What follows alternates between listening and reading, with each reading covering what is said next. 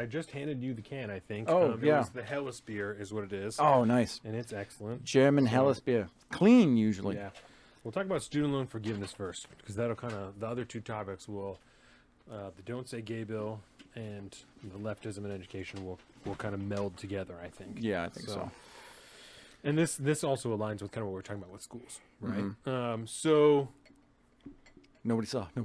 Thank you. Student loan forgiveness, right? Let's talk about this. You and I have discussed it briefly, I think, numerous times before. You know, we've, like, spoken briefly. We did. And first I want to draw some distinctions because we've seen some stuff. The headlines had deceived me at first when I was sending them to you, right? Of, like, student loan forgiveness being more accessible through the Fed. And so recently there has been some movement from the Biden administration regarding people who were deceived by their college, like for-profit colleges, people who are disabled, and people who have careers in public service. So there have been headlines about, like, this much money in student loan forgiveness has been out. And when I first saw it, I was like, what the fucking fuck, Colin? But it's this. So I just want to draw that distinction that this is happening.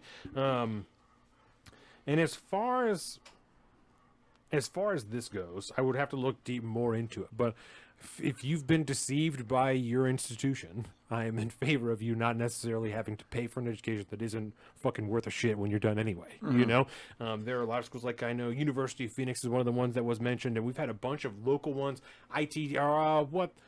There was one that was ITT Tech? Yeah, and then there was one that was down by the ferry too. That was like a nursing institute. It was like Cascade or something like that. They went under too. It was the same type of deal. ITT Tech was a scam. I remember all those commercials. Fuck yeah, bro, scam as fuck. Okay, so now it is not as simple as that, right? Because this was handled in a court case, and there was $6 billion that the federal government had to essentially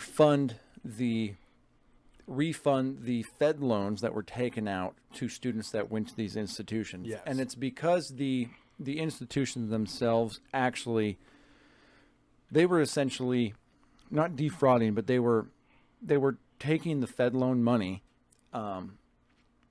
more or less in a fraudulent manner from the government. They were not giving the students what they were charging too much, essentially. Kind of what all the universities do now. They take in all this government money and then they just they charge the students up the ass.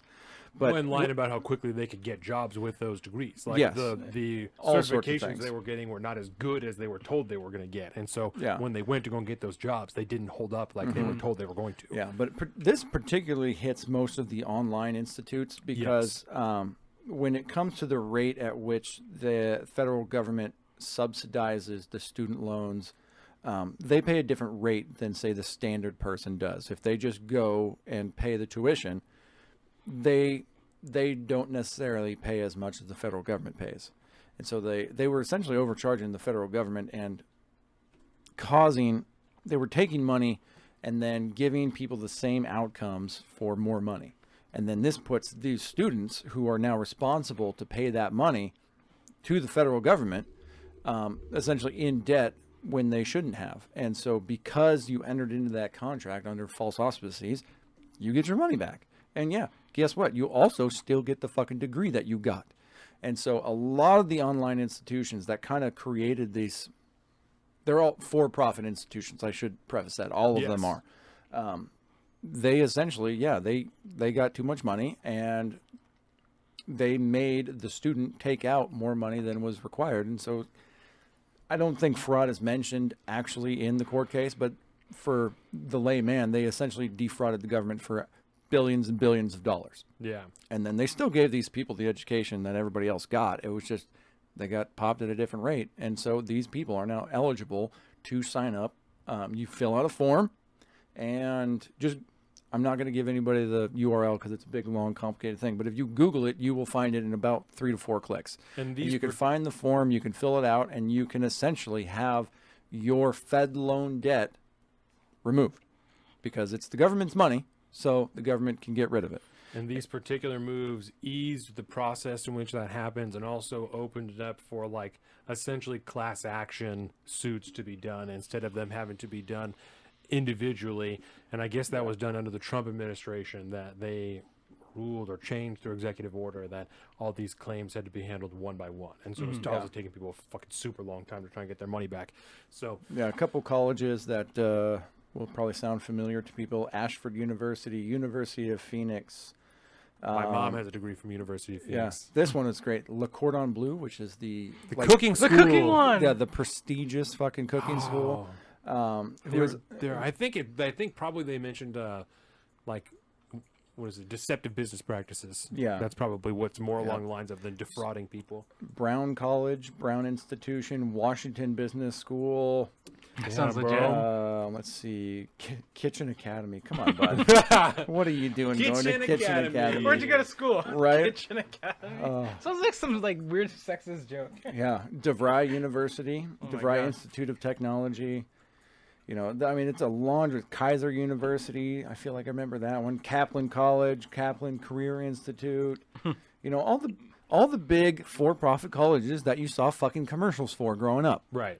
All these people, man, you need to be filling out this form and seeing if you're eligible to get your Fed loans removed. They Because might have boned you. if there is one institution on this planet I feel like should eat a bunch of fucking money, it should be the federal government. For one, they insisted that you need to go to college, which was a fucking lie because most people don't need to go to college. Well, But this was just to draw a distinction between the two different types of student loan forgiveness. okay, So that perfect. will So apply yes, more there to we the go. second part. There you go. So yes, I know, this is you're the on- Fed you're on loan. a roll today. I know. This I is know. yeah. So yeah, it was a big deal, and there's been a couple other cases like this with other dollar amounts, but it is not the grand scheme, Right. you know, Right. that we're talking about. So, and I brought it up specifically because I was deceived by the headlines of it. That's why I was bringing it up, is Yeah. because it's not, if you're only reading headlines like many people do, you might be like, oh, this shit's already happening, right? But this is different than what we were talking about. And so what we're talking about is like a broad-based student loan forgiveness. Yes. And the most recent, not proposal, but rumors, right? That's because nothing has been confirmed by the White House. They've just continually said, we're definitely talking about this, and like probably next month we're going to do it. It's always next month. It's always like, yeah, next month Well, we're definitely going to August is when the student loan pause ends, and so I think Right. there actually is it's some been extended. expectation of I action think it's in been August. extended 3 times now. It So has. it's- It's been every time extended it's a been lot. extended, Yeah. they're like, "Yeah, we're gonna I just check my wait." emails. Exactly. Yeah, they're like, just next time. We're definitely gonna do it next time. So Yeah. the last numbers that I saw where the rumors where they were gonna forgive up to $10,000 for people who make less than $150,000 per year. I don't know if it was a joint number or just an individual number, but that's the number they have here. So they're just rumors; they're not confirmed. But like I said, the Biden administration has said, you know, all the time we're gonna definitely be talking about it. So I have let's start here. So I got a couple of fundamental issues with it, right? Even before these particular numbers, because I find these numbers to be arbitrary and I have issues with the way that they were lined down. This didn't make logical sense to me. It's using taxpayer dollars to, even if you're talking about federal student loan forgiveness, I think in my mind, we all know the federal government well enough to know the money doesn't just go away. It has to come from somewhere to pay that money off, even if it's from the Fed or from whoever. Someone has to pay it off. It doesn't just go away. They don't just erase zeros from the account and call it good, right? So at the end of the day, it's taxpayer dollars from people who didn't take these loans out or chose not to, paying off other people's choices. And we could hash through probably for the rest of our lives the different reasons that people took a loan out or can't pay it back or can't whatever, because there are people who it doesn't matter. So I have an inherent issue with that, and I guess we'll leave it at that. And so I want to hear what's your take on it. So We both went to high school together, obviously took 2 different paths. So yeah, so I guess student loan forgiveness for me is hard because it's not hard, but like I guess it's a weird issue because the question kind of becomes how much should a society like invest into its citizens? And so I think the thing that I think Colin kind of mentioned earlier is you had this ethos from the time that we were kids that the only way to make it in life is to go to college. And so That's what we were told. That is what you're told. Yes. And so we know that like memes and culture matters. And so you had millions of kids who were told if you want that yard and picket fence house, you have to go to college. It's not a choice. Right. It is the only way to make it. Our government didn't have any jobs planned. There's no GI Bill. Like, you know, there's kind of the military, but even then, a lot No of times mention of the you go to the trades. military to get money to go to college. Right. That's what it all was. It all ended up leading to college. Especially our generation. Yeah. And so you had millions of kids who were told that if you want to make it, you have to go to college. And so you have a lot of kids who went into college not knowing what they wanted to do. And so you had them taking on student debt despite the fact that they never got their bachelor's degree. And so now they have $10,000, $20,000 in debt with jobs that they can't afford to pay off that debt. And then you have some people who I saw on Twitter yesterday. This person got a bachelor's degree in political science, and they are $250,000 in debt. Yep.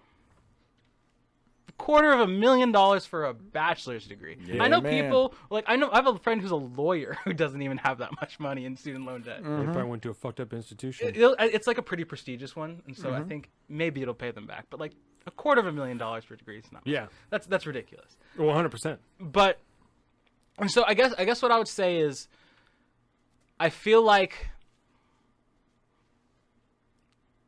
I think that there is a certain responsibility that society should, I don't know, pay, but at least have a conversation about the fact that millions of people were lied to about how to make it in this world. And so you have like I'm in a pretty good position where like I have student loan debt, but I will be in a position where I can pay it off.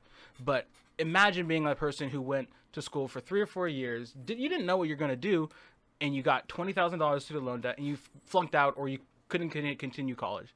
And so now you have $20,000 without the degree that gives you a job with the ability to pay it off. And so it's like those people are in a really sticky situation. And it also is kind of crazy to me how an 18-year-old can't buy it was Washington, so he was Washington. An 18-year-old can't buy a rifle.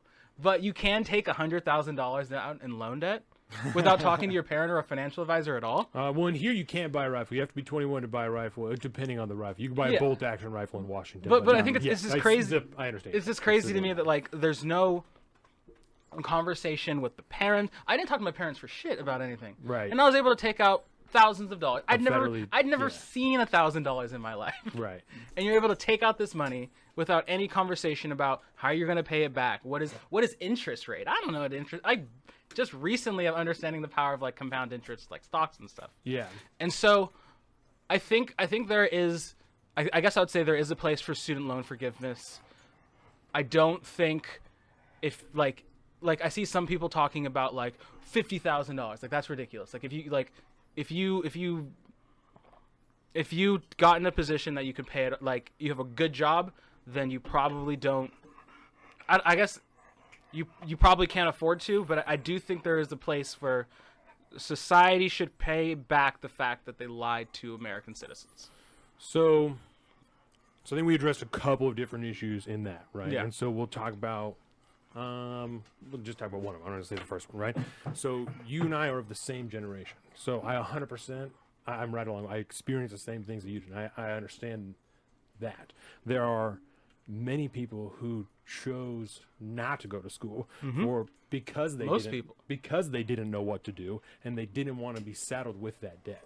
So even if, because I think the compound interest and all that, like that is an issue, but I feel it is separate from this because that's education. We were not informed as youth in general about the things that we need to know as adults. One of those things is interest. You're gonna take out a loan when you're an adult. You have to know how this works. As a society, we should be teaching our fucking 13-year-olds how this works because everyone should know by the time they're 18 and they can take out a loan how the fuck it's gonna work. Because if someone's gonna come after you, you've got to know how it works. So I think we could address that in like an education sense or like a legal sense of like these people have to know what they're doing before they sign this paper. And I don't know. Like I said, that's kind of a separate issue. The cost of education, I agree with you 1,000%. I also feel it's a slightly separate issue. No one should be paying $250,000 for a bachelor's degree. I don't care what fucking school you went to. No one should be paying $250,000 for a fucking piece of paper. That is ridiculous. I don't care if it's a Harvard, Stanford. I don't care where the fuck you went. There's no way that what you learned is worth that amount of debt that you got.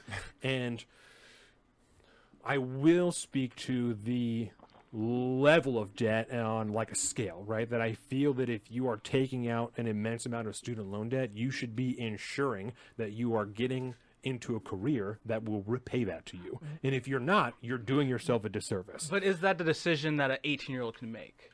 Then they shouldn't be taking that loan out. I didn't take that loan out. Yeah. And that's exactly my point, is that if you don't know what to do, because I didn't know what to do, I didn't fucking go. That if you don't know what you're doing, you shouldn't take that money out, because it's not reasonable for you or anyone to put an arbitrary timeline of 2 or 4 years for you to decide what career you want to have. Yeah. If you have no idea. When I was in high school, I thought I wanted to be a doctor. I was pretty fucking certain I wanted to be a doctor. 3 years ago, I was 99% sure I wanted to be a fucking cop. 99% sure. You couldn't pay me enough money in the world to be a police officer now for any number of different reasons. So even at 24, I didn't know what the fuck I wanted to do. I don't think that's a decision that anybody should be making at that point in time if they're not sure about what they want.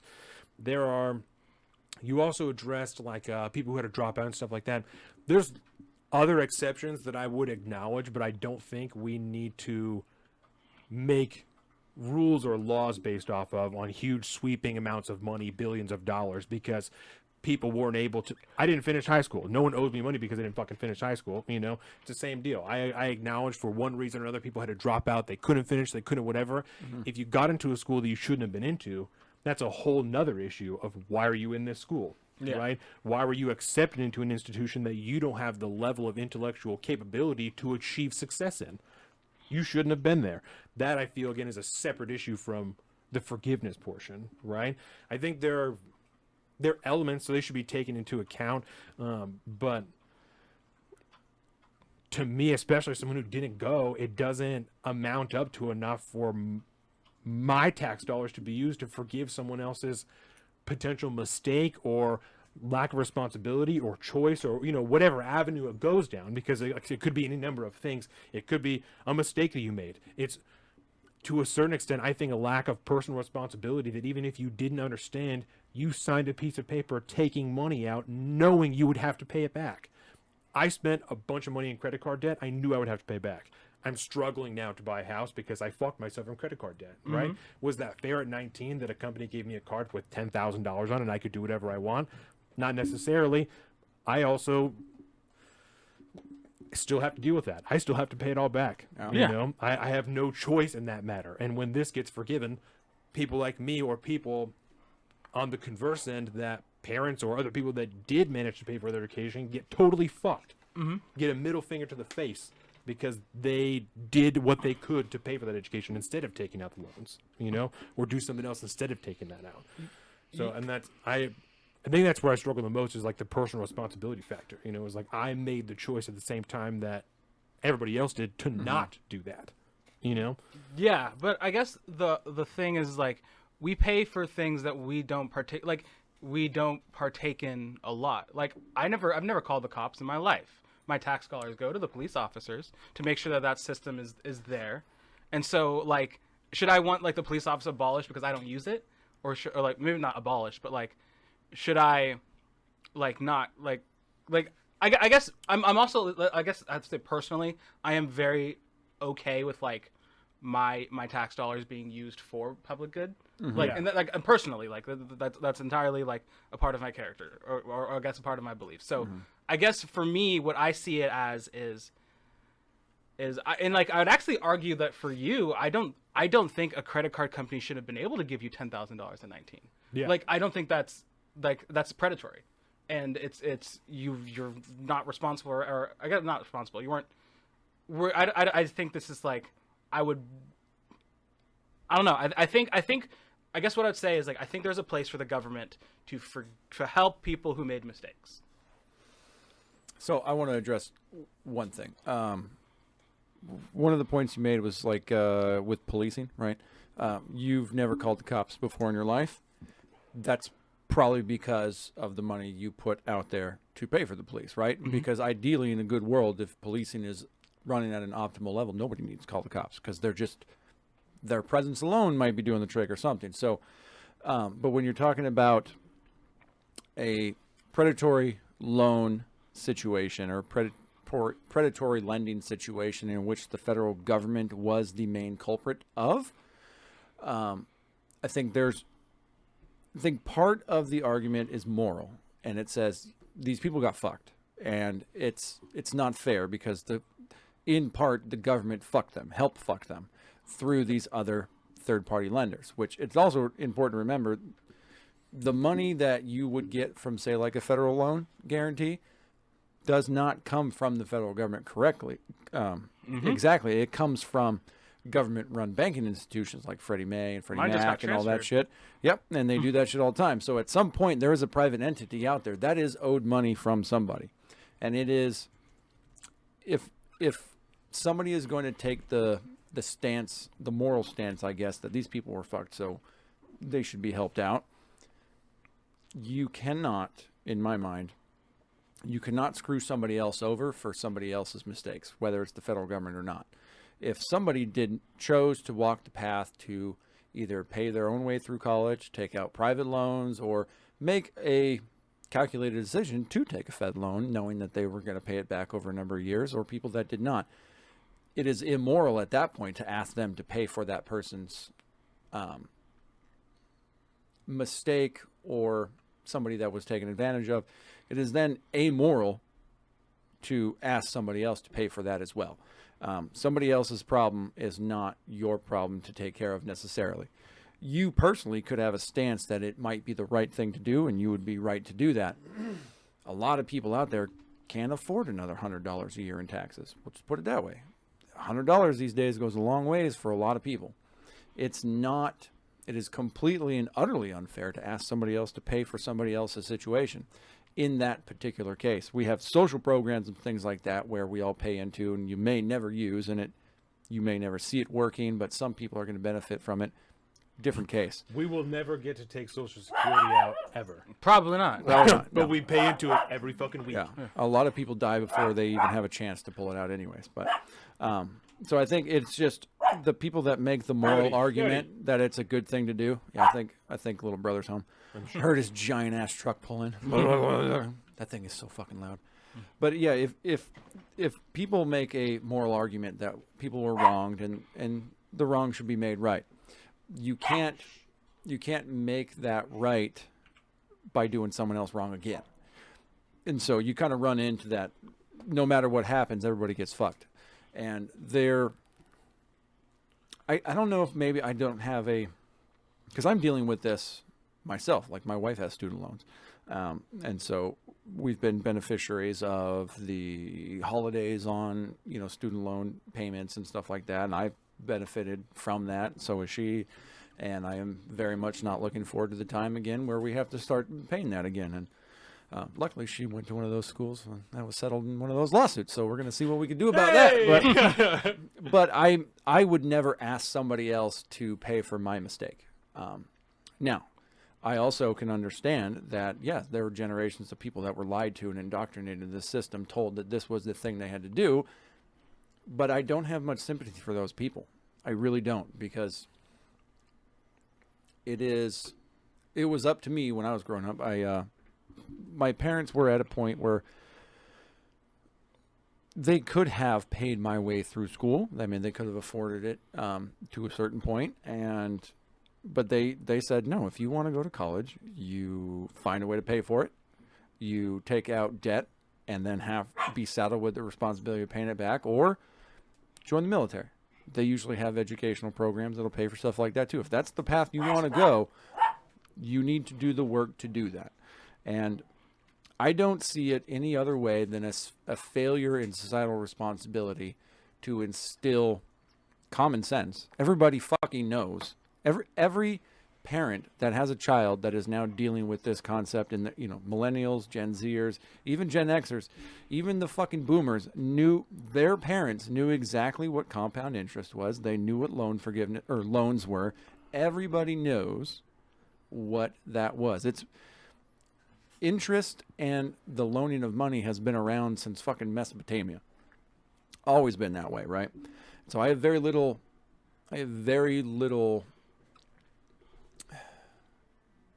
patience for that. It's not right. It's something that we have known forever. Mm-hmm. It has gone back for time immemorial. And if some point of authority says you have to do something to make your way in society, you should go, why? Okay, well, maybe I can go about this in a responsible manner. There's ways to do this. I'm not going to tell my child to saddle themselves with debt. I'm going to make sure that they know what they're getting into at a certain age. So like, hey, you're going to be looking at colleges, blah, blah, blah. Just understand this shit's really expensive. This is how you do this. I mean, there's a reality to the situation that society has abdicated, and I'm not going to pay for that abdication of responsibility. It's ridiculous.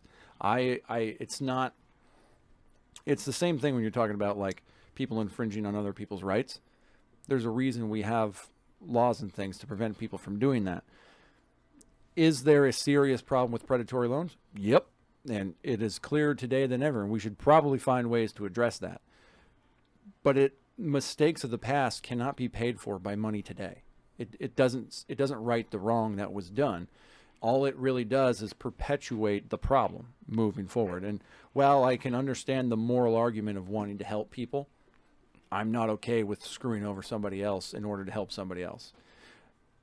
I would imagine that there is a way the government could find money to pay, off predatory student loans. I'm not going to say that the government has the ability or the capability to actually find out which people were preyed on. But say, let's take a portion of the latest weapons deal with Saudi Arabia or something like that. We can take some of that cash and throw it over there instead of giving it to fucking Raytheon or some shit. I don't know. There's probably a way we could do that, but I am not okay with saddling any person with an extra cent to pay for somebody else's misfortune or mistake, regardless of how morally understanding it is that you would want to do that. It's just in the era of equity, especially, it's not okay, man. It's not okay. And anybody that I think really pushes that everybody should be equal and all this stuff should have that base understanding that, like, just because I got screwed over on my student loans doesn't mean I need to screw over my neighbor who didn't take student loans out. And I think that's about as far as an argument as anyone really needs to make to say that this is morally reprehensible. Mm-hmm. Regardless of the moral good that might be thought that it's being done, if that makes sense at all. Yeah, I guess because I agree with your viewpoint, but I guess what I said fundamentally is like I would want to help those people. I would be fine with using my tax dollars to help their mistakes. Yeah. So I guess that's where we'd have like a disagreement. But I guess one of my like issues is like a couple months back, Biden gave Ukraine several $1 billion of aid, and no one asked where's this money going to come from. But like when student loan is, we did. I guess you guys probably did. You guys probably guarantee you we did. No, I'm certain you guys did. You're fair. Just for the point. I can't put that on you. But like those questions, like it seems like these questions are always asked when it comes to internal development. But whenever it comes to like shelling money off to like foreign powers or something, it's like we'll find the money. We'll just find it. Increasing a lot of defense budget every time is no question from most people who don't have a finger on the pulse of the defense industry. If you don't care about that, if that hasn't perked your ears at all, then you don't even blink when they increase the defense budget from $750 billion to $775 billion. You just don't even care. It doesn't matter to you because it doesn't register. When you care about, I don't even want to say care because it's not necessarily a denigrative thing, because some people, don't have the privilege to care, but are focused on other shit. Mm-hmm. When you don't care about politics at all, it doesn't matter to you. When you care even fucking a little bit, it doesn't make any sense at all. Why are we sending, like you said, billions of dollars to another country tens of billions when we're asking for a fraction of that for a program home? It doesn't make any sense. Why are we sending billions of dollars to another country, tens of billions of dollars to another country, when we're arguing about a billionaire paying that much for Twitter and he could have dealt with world hunger? What are we talking about? What type of morally equivalent situation are we creating in which we're saying that Elon Musk should have ended world hunger, but we're okay with more money than that being sent to another country for something and only half of us actually agree with, right? That's insanity. It's a misalignment in morals that isn't handled in a conversation like this before it gets up to that level. It just gets up there immediately, and then they just send a fucking check out. Yeah. You know, Yeah. it's a reactionary reaction to. I don't even know what it reacts to. Societal pressure, I don't know, social media, whatever. Some kind of I don't know. externality. You know, I'm just now thinking about it, but I agree with you. It doesn't make any type of sense to me for this amount of money to be spent outside of the United States when we have this many issues that are going on here that supposedly would be handled with more money. Supposedly that's all we need is more cash flow to these social issues and it will be fine. But we can't solve them here. We can only solve them other places. So here's something here. I'm just going to kind of work off of something that Zeke just said in the chat here. yes. So they're talking a little bit about, you know, obviously what we're talking about, student loan forgiveness in the chat. And, you know, it deals with the sympathizing of the people that are going through this struggle, right? They got Yes. to this point. And I want to make an argument that one of the reasons we should not forgive this is because at the end of the day, how we got here was a lack of understanding and responsibility, right? Of people being told for generations they have to go, and regardless of the cost, and we got to do it, we got to do it. It was a lie, obviously. We know Yes. that. And their society has not been able to learn its lesson. But So the only way society is going to learn this lesson is for people to be paying for the consequences of this That's mistake. cold. So That's cold. but I guarantee you, anybody that's been saddled with all this predatory lending and all this bullshit debt that they were lied to, I guarantee you they're going to tell their kids they probably should think twice. That might fix the problem going forward. You can't right the wrongs of the past by throwing money at it, but you can change the future by enshrining the idea that this stuff Scaring does the happen. shit out of the kids. well, no, I think Teaching them reality. No, I'm just Yeah. fucking with you. that's actually a really good point, though. Yeah, because Yeah. there's no way to fix it if we just pay off the fucking debt. Right. People are going to continue to do it. And I've heard other little conversations about like ways to, you know, little programs you got to set up before you take, you know, a little fucking PowerPoint thing like your hunter safety course. You just got to click through to make sure you know what you're signing up for. How about your parents are settled with their debt because they made bad decisions because they were lied to? They're going to make sure their kids don't do that shit in the future. And then those kids are going to make sure My their kid's going kids to don't do it in the community future. Hell fucking yeah. Yeah, I don't. I'm sorry. You had something you wanted to say. Oh no, I was like, it's a really good point because I think about my position and I would like hopefully I've talked to my partner Katie about this, but like I want to like make sure like I'd pay for their last 2 years, but the first 2 years they gotta do community college because like Fuck yeah. it's like it's I think just that's fair. yeah like I mean I hope that I can afford it, but it wasn't something I don't think I would have thought of that if I didn't have this like you know debt hanging over my head that will affect me for probably the next five years. Right. So Zeke said here, excuse me, colleges giving 19 and 20-year-olds tens of thousands of dollars in loans should be considered predatory lending. And you hit on that as well. But by no means should I be paying for someone else's college education, whether it's for good or bad degree. I do not want my tax dollars going to that. Do I sympathize? Yes, I do, but everyone has to pay their dues and face the consequences eventually. So, I actually don't quite agree with that, but what the fuck's that? Okay, so Paying I for other don't people's necessarily... I don't know that I disagree at all that it's predatory lending, right? Because I don't think that money should be given to those kids. Because I found myself in a similar position Deborah's here. by different means, You made I it. struggle to find sympathy for that because I'm not being given the same option. You know, I found myself in similar amounts of debt by different means, and I'm not being given the same option, even though it was a mistake, right? A huge amount of my debt is like we missed a payment on one of our medical things, and we had thousands of dollars that went to collections, and I had to pay it off with a credit card. I had no choice because it went to fucking collections, right? Usually, you can like ride out medical debt; it doesn't collect interest, so I had to pay it off at a collections, right? So I'm not being given that same option to rid myself of this debt. So I find it to be not from you, but from the general populace making this argument, for it to be an inconsistent argument of the predatory lending thing, right? Yeah. And we should be talking about forgiving all of these predatory loans, not just these student loans. Yeah, but right? I would say most people who are for like student loan forgiveness are usually for like Medicare for all and maybe I don't know about like bigger socialized yeah, type pretty social like, programs. Like I would say that like forgiving student loans is consistent with the idea that my tax dollars should be used for more social needs.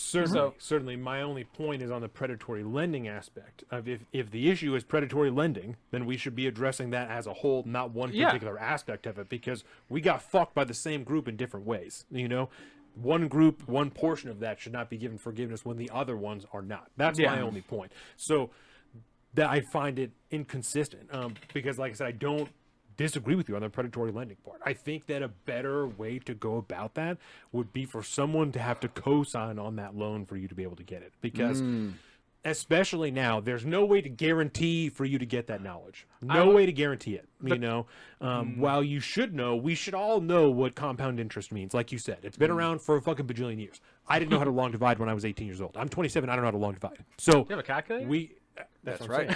I'm saying on paper, right? Okay. Like I can't long divide on paper. So I can't do that. I can do we a bunch of can't- trig, but I can't do long division we on can't paper. reasonably expect or demand that people will have that information, because their parents will fuck them, the schools will fuck them. I took business math. But if you don't, maybe you don't know how compound interest works because your parents aren't telling you or whatever, right? I'm not making excuses. Exceptions is what I'm laying out. So, I lost the point that I was making. Ooh. Yeah. Well, I think this does definitely. Remember when I was talking about young people being violently confronted with the dangers of the world? Co-signing it was on just the loans. co-signing on the loans. That Run with it. I agree with you. Yeah, I'm sorry, but on the predator, I agree with you, and I think that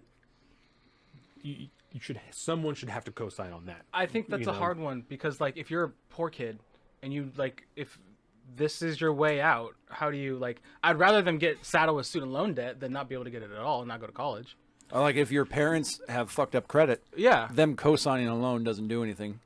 But I can understand. I don't know that the solution is we think we find ourselves in the exact same spot. Yeah. You know, I didn't have money to go to college because I had a single parent, right? So I didn't go. So instead, I went off into the world and I racked up credit card debt to try and survive. Yeah. So I don't know that you find yourself in a different position, you know? Yeah. And so maybe not the parent, someone needs to verify the money will be paid back, because if we're not going to demand responsibility from the child, from the young adult, because when you're 18, you're an adult, right? And if we're going to, I'll get onto that after this, right? we need to demand responsibility from somebody. You can't expect something for nothing in return. And that's what this is someone else cleaning up this mistake that you made for one reason or another. And I'm not saying mistake as necessarily denigrative, because you're a teacher now. You didn't make a mistake. You're in the career path that you want. You just had to take out student loans to get there. I did. Other people who got themselves into a school they shouldn't go into, or got into a school and didn't know what the fuck they wanted to do, and now they don't have a job in the field that they tried to get a career in, or they got a communications degree, so they have a useless degree, or fucking underwater basketball, even all the bullshit that people come up with. If you got a degree in that and you can't get a job now, fuck you. I don't care that you did that, because you fucked yourself around for 4 years and took loans out. That's not my job or my responsibility that you got a loan that isn't readily applicable to the reality of this world. That's part of the job. Not part of the job. That's part of the point of college education, is to chase either a blossoming or active career path. I don't think that is though. Like there's this huge disconnect that actually I've been, thankfully I don't have to struggle with it a ton, but there's a disconnect when you go to college between what you like and what is profitable. And for a lot of people that don't disconnect. People go to Certainly. school for marine biology. You're not paying off $60,000 in loans in a long ass time with a marine biology. Yep. Other people go to school for business. They're going to pay that off in like 6 days working for Wall Street. And so it's like college, it's that weird disconnect, because you have people who go to school, they genuinely want to be communications majors. Is that a lot of jobs for communications? No, probably not, but that's where their passion leads. And so, Which is fine. yes, but like I think when I applied for college, they never once said, "Hey, what do you want? How do you plan to make money with this history degree?" Because if I did not get my teaching degree, history is useless. Like I love Certainly. history. I love the practice of it, but without but just that bachelor's, complete waste of time. But that's incumbent on you to make that decision. It's no one else's job to tell you how to make money with that career field. It's your job to take your passion and make money out of it. But As not- a person, that's your job. That's what we're doing here. This is my passion. This costs me money to do this every time. It costs me money, costs me time with my kid, costs me everything. I'm spending time at the job I do make money at, preparing for this job. Yeah, right. I'm actively spending money to try and make this work. It's incumbent on you as an individual, all of us as individuals, to make what makes you happy make you money. And I also In want America, in wanna- the capitalist society that we live in. I should specify that. Right. And I also want to bring in, like, I think an aspect of this that is little talked about, if at all. And I think it's the value of a degree essentially should be set by market forces. If there is a demand for marine biologists, the marine biology thing really sparked my thing. Because I love animals. Especially I love marine biology. It's like a huge thing. I've always loved that shit. But when you go on to like the Fish and Wildlife website, they always have their career positions open and all this stuff. The salaries are, mediocre at best. They're like 70 to 80 grand. But you are required to have a degree in, say, like marine biology or some form of biology degree that's going to probably cost you close to 100 grand. Relatively close, right? And then you have to go out into the market and compete for that job. The involvement of, let's say, the market being flooded with free money, the easy money to go get whatever degree you want to get, devalues certain degrees and boosts the value of other degrees, right? Based off of, with no say from the outer market afterwards. Mm-hmm. If you know that you need a degree to go get get a job in a career in marine biology, something that may not necessarily pay for itself for about a decade or so, right? You want to know that you want to be a marine biologist. You should also be understanding, what kind of money I'm going to make when I become a marine biologist. Yeah, I'm going to follow my passion, but in the eyes of Mike Rowe, talks about this extensively. It's really fantastic. Don't follow your passion. Follow what's going to allow you to fulfill your passion. If you're going after your passion, odds are you're not going to make much money in it. If you want to be an artist or if you want to do something like that, it's incumbent on you on damn near 100% to be able to make that worthwhile in the end financially. We all like to live in this utopia where you should go out and do what you're passionate about and what you love and all this stuff. But in reality, money's a thing, man. The economy is a real deal. We all understand that there's bills to pay. And if you want to have a house, you got to make money and you want to do this and that and the other thing. It's a failure at the educational level to teach kids this, obviously. But it's still incumbent on society in general to make sure that if you want to do a thing, you need to know if the investment is going to have a return or not. It's basic economics. If you're going to invest $150,000 in a career, you better make sure that you're going to get a return on that. And whether or not that's going to be financial in nature or just in the goodness you feel in doing your job and being passionate about it. Yeah, I might have to live out of my van, but fuck, man, I don't really care about it because I live on a boat most of the year. It's awesome. I go out there and then I'm fucking measuring fish and doing this and that and the other thing. I'm doing my thing. It's great. I don't care that I have to live in a fucking van. Not a big deal. I'm okay with that. You take that. You have taken that under your own auspices. You've taken that responsibility for yourself. The generic business degrees and things like that. There's endless opportunity in those because a lot of like a good business degree will teach you basically how to do anything that you really want in the realm of business and be able to turn a profit in one way or another if you can really apply what you've learned. Mind you, that also doesn't factor in just most businesses fail generally.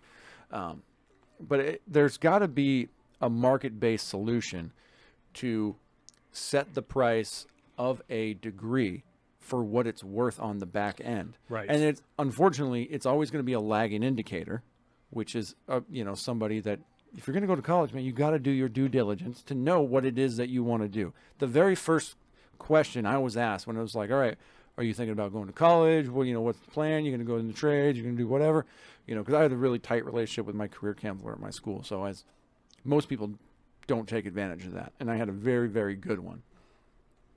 And I understood getting into that realm of my life when they asked me, what do you want to do in life? Well, because that'll help determine what kind of schools you should look at, what kind of programs you want to look at. I didn't know. So I decided to go the military route, and it gave me time to figure out what I did want to do. I'm 30 some years old, and this is what I want to do in life.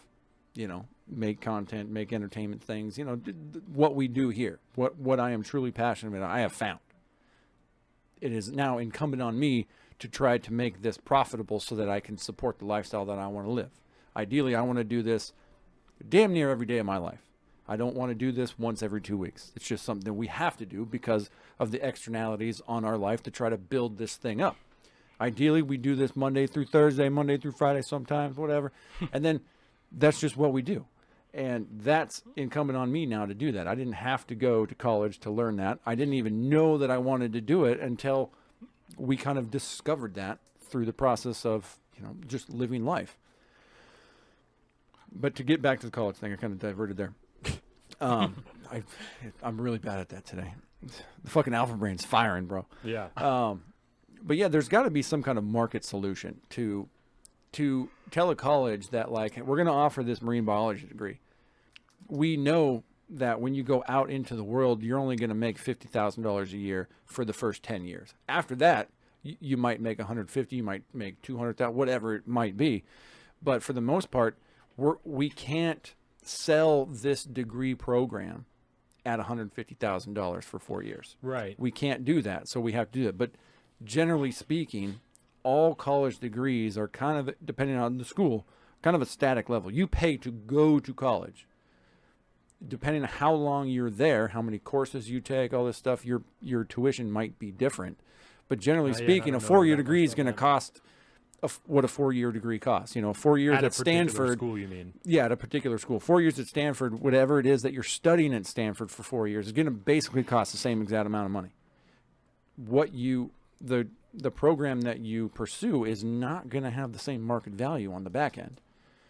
I think part of the issue in that I have to cede to you, part of the issue in what I laid out is one of the things we talked about earlier is the cost of administration, right? I'm not sure. I think at some point in time, the cost of whatever degree you were going to get was probably somewhat related to what you were going to make on the back end. I don't know that for certain. I'm assuming that. No, because you just kind of go. And like when they first started, yeah, I mean, I'm talking about when they first started making specialized degrees for shit. When you started getting a degree to have a job. I assume at that point in time, there was some correlation between what you would pay and what you could expect to make when you were done. Yeah. Like, certainly at the beginning. When colleges first started, it was just, you're going there to just learn shit. And then you're going to go out in your world and you're going to do whatever you want. But I mean, like I said, when we get to specialized degrees like we're talking about now, I think that, again, I would theorize the bloating cost of administration that we've seen over the last few years has greatly increased the disparity between those two numbers. That the investment you're making, and so I would have to see this to you. The investment you're making is almost probably rarely going to be tied to what you can expect to make when you first get a job with that degree. Yeah. And it's an investment for a reason, right? Right. And so I would agree with you on that extent when you're talking about when we were talking about different fields and stuff like that, marine biology, science, shit like that. When you first get a job, you're probably going to be fucking shaving rats and shit, or whatever people do, looking at rats, comparing them, whatever you do with a lab rat, rat shaver first class. You probably don't make that much money when you're doing that. So I can see that, but ran into a poor bastard down at again, I think it's an element, but I would have to personally, I would see that more to the issue of the cost of what a college is and how it's so distorted as to what actually people make and actually what you should make for this degree or actually what it should cost, so I think is an aspect of this, but I also feel is almost a separate issue because of how big of an issue it's become, but I would have to agree with you on that I'm probably incorrect on that assumption at this point. Yeah. Rat wrangler.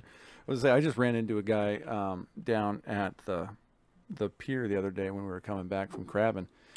WDFW, marine biologist, works for the state, standing out there in the pissing down cold rain. It was nasty. It was windy and all this shit. And his whole job is to ask everybody that comes in, if they caught any salmon that day, and then he just takes measurements and records them. His whole job is to do that.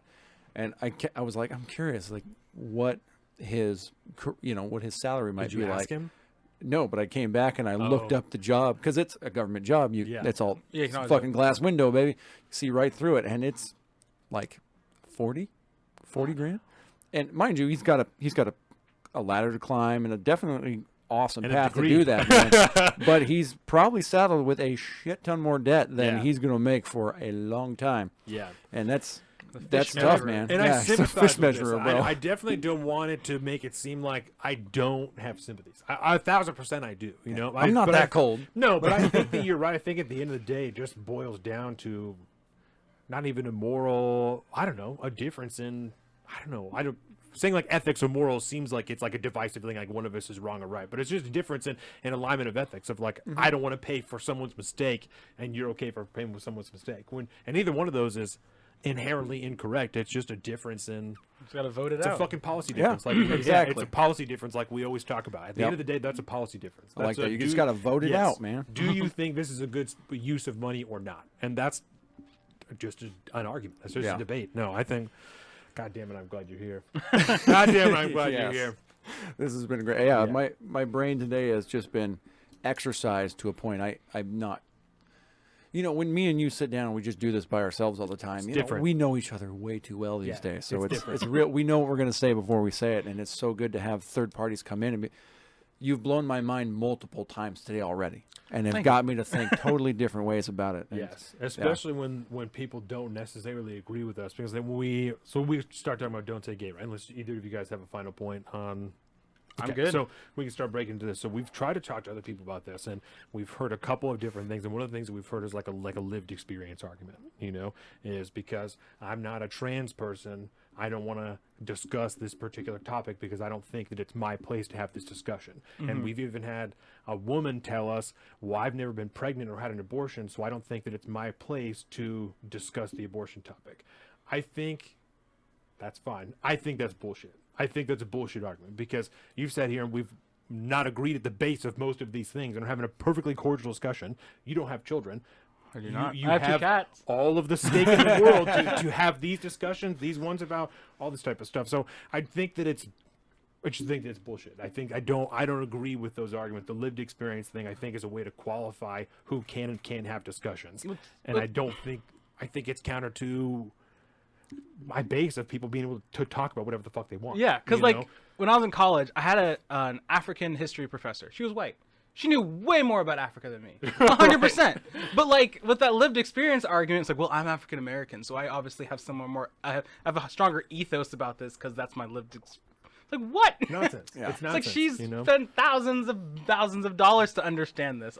Yeah. I'm literally learning from yeah, her. and it's probably invested thousands upon thousands of hours Yeah. of her time and her life, like Probably been devoting to herself Africa to Yeah. it. multiple times. Right? I've seen pictures. I see pictures. No, and by that same argument, right, the lived experience argument of like trans people and don't say gay bill, by that same argument, I shouldn't have a discussion about this because I'm not trans, but I have children who could potentially go to public school. So I think that by that virtue, I have a stake in a discussion of what their curriculum is going to look like. Yeah. You know? So I'd find it to be just a fucking nonsense argument. So it's refreshing, beautiful to have someone here that can have a discussion of like, no, I'll talk about whatever. Yeah, You know, open let's book. just talk about it. It's nice. So the don't say gay bill, right? We've talked about this a couple of times. I sent you the link. We had like a whole big breakdown of the bill itself. And so I'm glad that you're here for multiple reasons, but especially because you're a teacher, because it will give you a little bit more of a unique perspective into this, right? And so I'm interested, because we've talked about it so much, just kind of what your take is in general on the don't say gay bill, the parental rights and education bill out of Florida, right? Because we debunked the first time around that don't say gay bill is a bullshit thing. That's just a buzzword fucking name that was slapped on it to put it into the media. So I'm interested in what your general take is on this particular. It's a law now. Yeah, but I think it was activated on the 1st. yeah, So, I guess the don't say gay bill is a really interesting thing because I think, first of all, that name immediately gives it a certain amount of like inflammatory like rhetoric, and so it just makes it a little more contentious because of Yes. that name. So I was looking into it, and I guess as an educator, I don't think the fear is the legislation. I think the fear is negative parties using the phrasing to attack teachers. Like one of the things it talks about is it says, what is instruction? It talks about like instruction.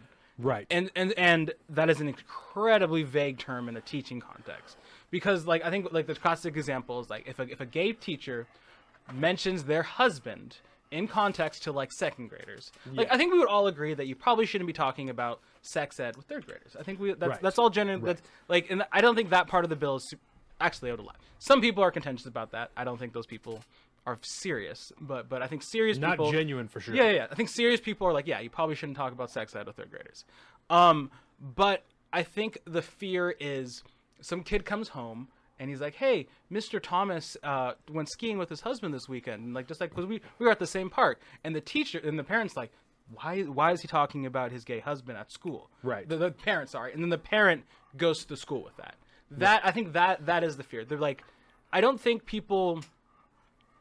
I don't think like teachers particularly are like, I don't think it, like people are trying to defend the fact that I should be able to just talk about heinous, like, you know, like transitioning and gender ideology with third graders. Sexual acts. Yeah. That type of I don't shit. think people are like, we need to be able to talk about this. Some people are, but that's some people are. The TikTok teachers. Yeah. it's a finite portion. Yeah. But I think serious people are like, what happens when an innocent comment is taken by a homophobic parent to use that as an attack? Like, this teacher is breaking the law. Right. Like, So- that's the fear. So I obviously, because we haven't seen curriculum formed under this law yet, we cannot completely debunk anything Yeah. because these finite issues still are to be hashed out on the PTSA, whoever forms curriculum in the district, right? I will say, in the interview that we listened to with the person who wrote the bill, they very clearly laid out that instruction means curriculum.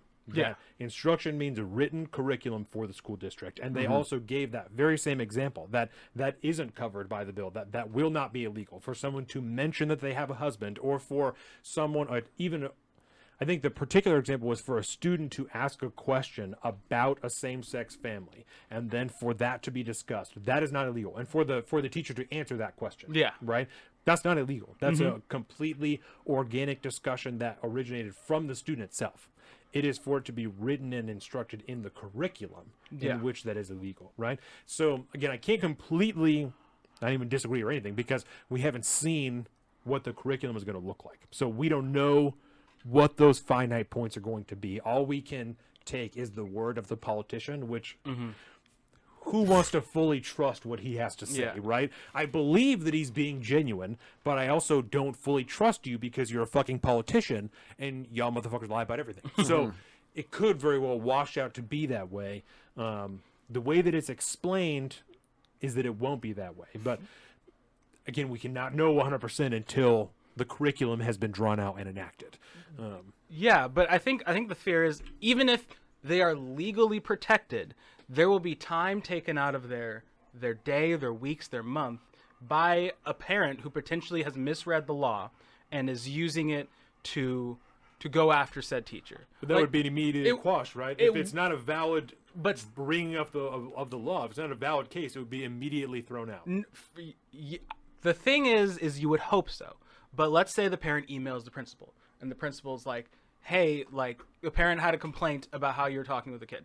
The teacher might be legally protected, but it still is going to affect the classroom environment, because now you have this kid who you know that their parent is now out for you.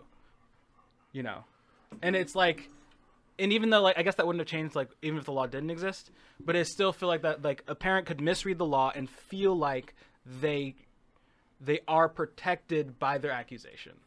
And so it just even though you are protected and you are able to say something, there's still this pressure that or this rhetoric that you have to keep an eye out, because you know that someone thinks the law is on their side. But it's not. It's not, for sure. But it's not. So even after, if they make a complaint, they can't make another one because they're not in correct standing. They don't have any legal standing to actually make an accusation. They are personally bigoted and uncomfortable with the situation that exists in the school itself. Yeah. So I get at that point, I would just have to hope that the principal is willing to stand up for that teacher and say, this is not against the law. This statement that was made is not against the law. It's not against curriculum. It wasn't based on curriculum. It wasn't anything. And if you have an issue with this teacher, we can remove your child from this class, put them in another one with a different teacher. But we're not going to fire this guy because he's fucking gay and mentioned, yeah, I was at the park with my husband this weekend. Yeah. You know? So I guess I'll give you an example of like, of it's not the same example, but I think if you added like a somewhat legal angle to it, I think it'd be worse. When I was doing my student teaching, the school I was at had a law and society class, and there was on Zoom, and so people's parents were listening in, and the teacher said, because I want to know you guys' takes on this, 'cause I think it's really interesting. He says, because when you are a student at school, the principal or the police do not need probable cause to search you because you're on school grounds. So if you have drugs in your backpack, they don't need probable cause to search your backpack. So they can search open your your locker backpack. and stuff like that. So what he says, this is a law and society class. It might be in your interest to leave the school, because at that point you might get like a tardy or a like, what's the word when you leave? Truant, but you don't get legal trouble if you have like weed in your backpack. Okay. Because he's teaching them about the law, right? Okay. And a parent got mad. It was a parent whose kid was a cop, and he's saying, you're teaching kids how to break the law. Okay. And so what I'm saying is, like, if that kind of parent felt like they also had the law on their side, that's where you get this difficulty. And I understand what you're saying, but the issue that I'm having with is they just think they have the law on their side. Yeah. They don't really. They don't. So I am sorry that the teacher is going to have trouble in their personal life, but that you can't change that someone is a bigot. They could find any number of reasons. We could draw any number of examples of how this could happen. Mm-hmm. And they still don't have legal standing. Yeah. It just makes that person a piece of shit. No, yes, for sure. But I just think that it's going to take away time from instruction, time from your lesson planning, because you have to deal with this bullshit.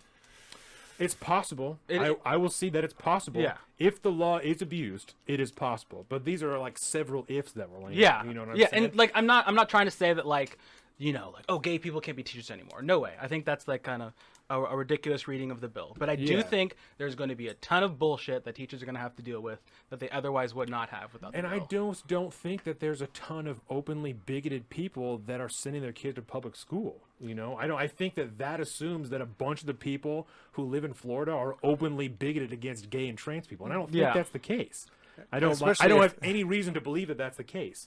So I don't know why this law, if the language is the same, right, or it potentially worse prior to this law being passed, I don't know why this would cause a rash of cases if the language from those teachers was potentially worse prior to this law being passed.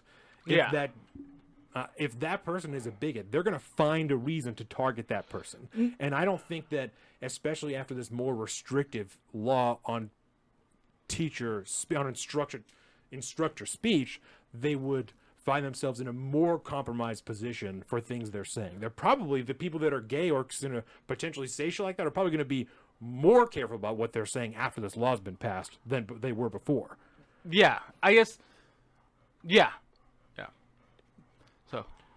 So I think there's potential for that, but like I said, I don't think there's like a rash of bigoted people that live in Florida that are going to cause a whole bunch of wrong cases through the school system. Yeah. It's potential, but there's potential for everybody to abuse any law that's passed out, right? Mm-hmm. Yeah. And also potential for any teacher to abuse authority or anything like that. So this is like an aside example. When I got suspended from school, right, in sophomore year, I drew a picture that had stick figures on it. One of them was Spider-Man kicking somebody, and it was clearly labeled and everything. I might be able to find the picture like at my mom's house or something, right? I could certainly redraw it. It would be very, very similar. There's only 3 people in it. One of them was labeled me. The other one was Math. 4 people. Spider-Man swinging, kicking somebody from the top. I was shooting the person named Math in the face. Miss Erickson turned this piece of paper and said that she felt as though I was threatening her life. I was suspended for 90 days from school. That started this, in my opinion, this chaos at school, right? Where I didn't come back until the following school year. February of sophomore year, didn't come back till October of junior year, because she did, in my opinion, we had issues. We had issues that entire year. Yeah. And she had an opportunity in which I could be taken from that class. So anybody could be bigoted or use their own personal motivations to fuck anybody over at any given time. Yeah. I don't think that we should. When we talked about this, I said I think it's tragic this law that the legislature in Florida feels that this law needs to be passed, because I don't think that it necessarily does. I don't necessarily think it needs to be passed. I don't disagree with the law itself, but I don't think that it's necessary. You know, I think Ron DeSantis, as the Trump Jr. that he is, took a hold of a very pervasive issue and was like, let's fucking get a bill together so that I can slap my name on it and we can put a stamp on this issue and we can get some fucking good photo ops going in Florida. Yeah. I don't think that this is actually an issue that needs to be addressed in Florida. I think they're using a very prominent social issue to gain clout in their state. For sure. You know? Yeah.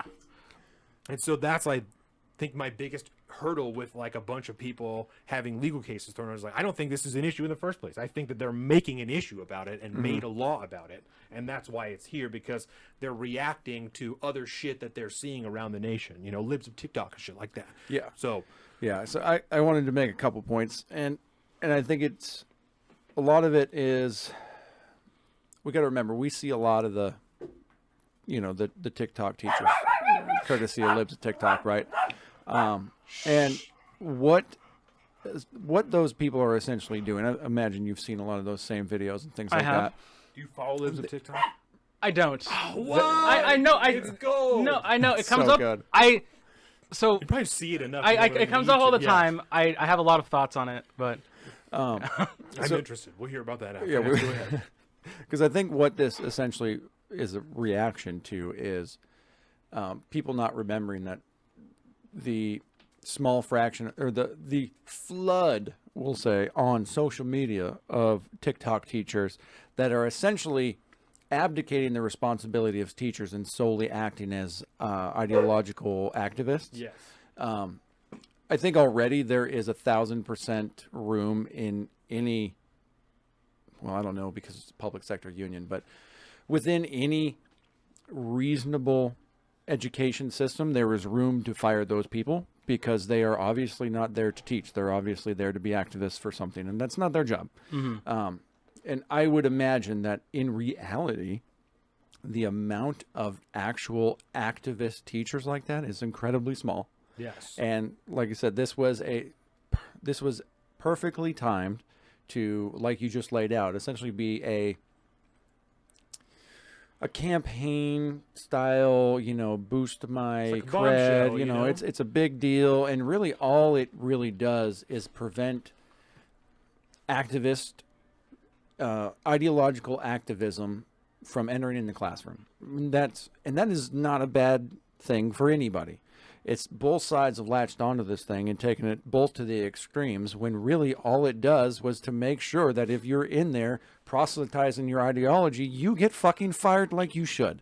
And I think everybody else would more or less agree with it. If you removed the LGBTQIA plus whatever the fuck acronym it is aspect out of it, nobody would have a problem with this. If you decided to say that you replace the ideology behind the bill with any other ideology, nobody would have a problem with it.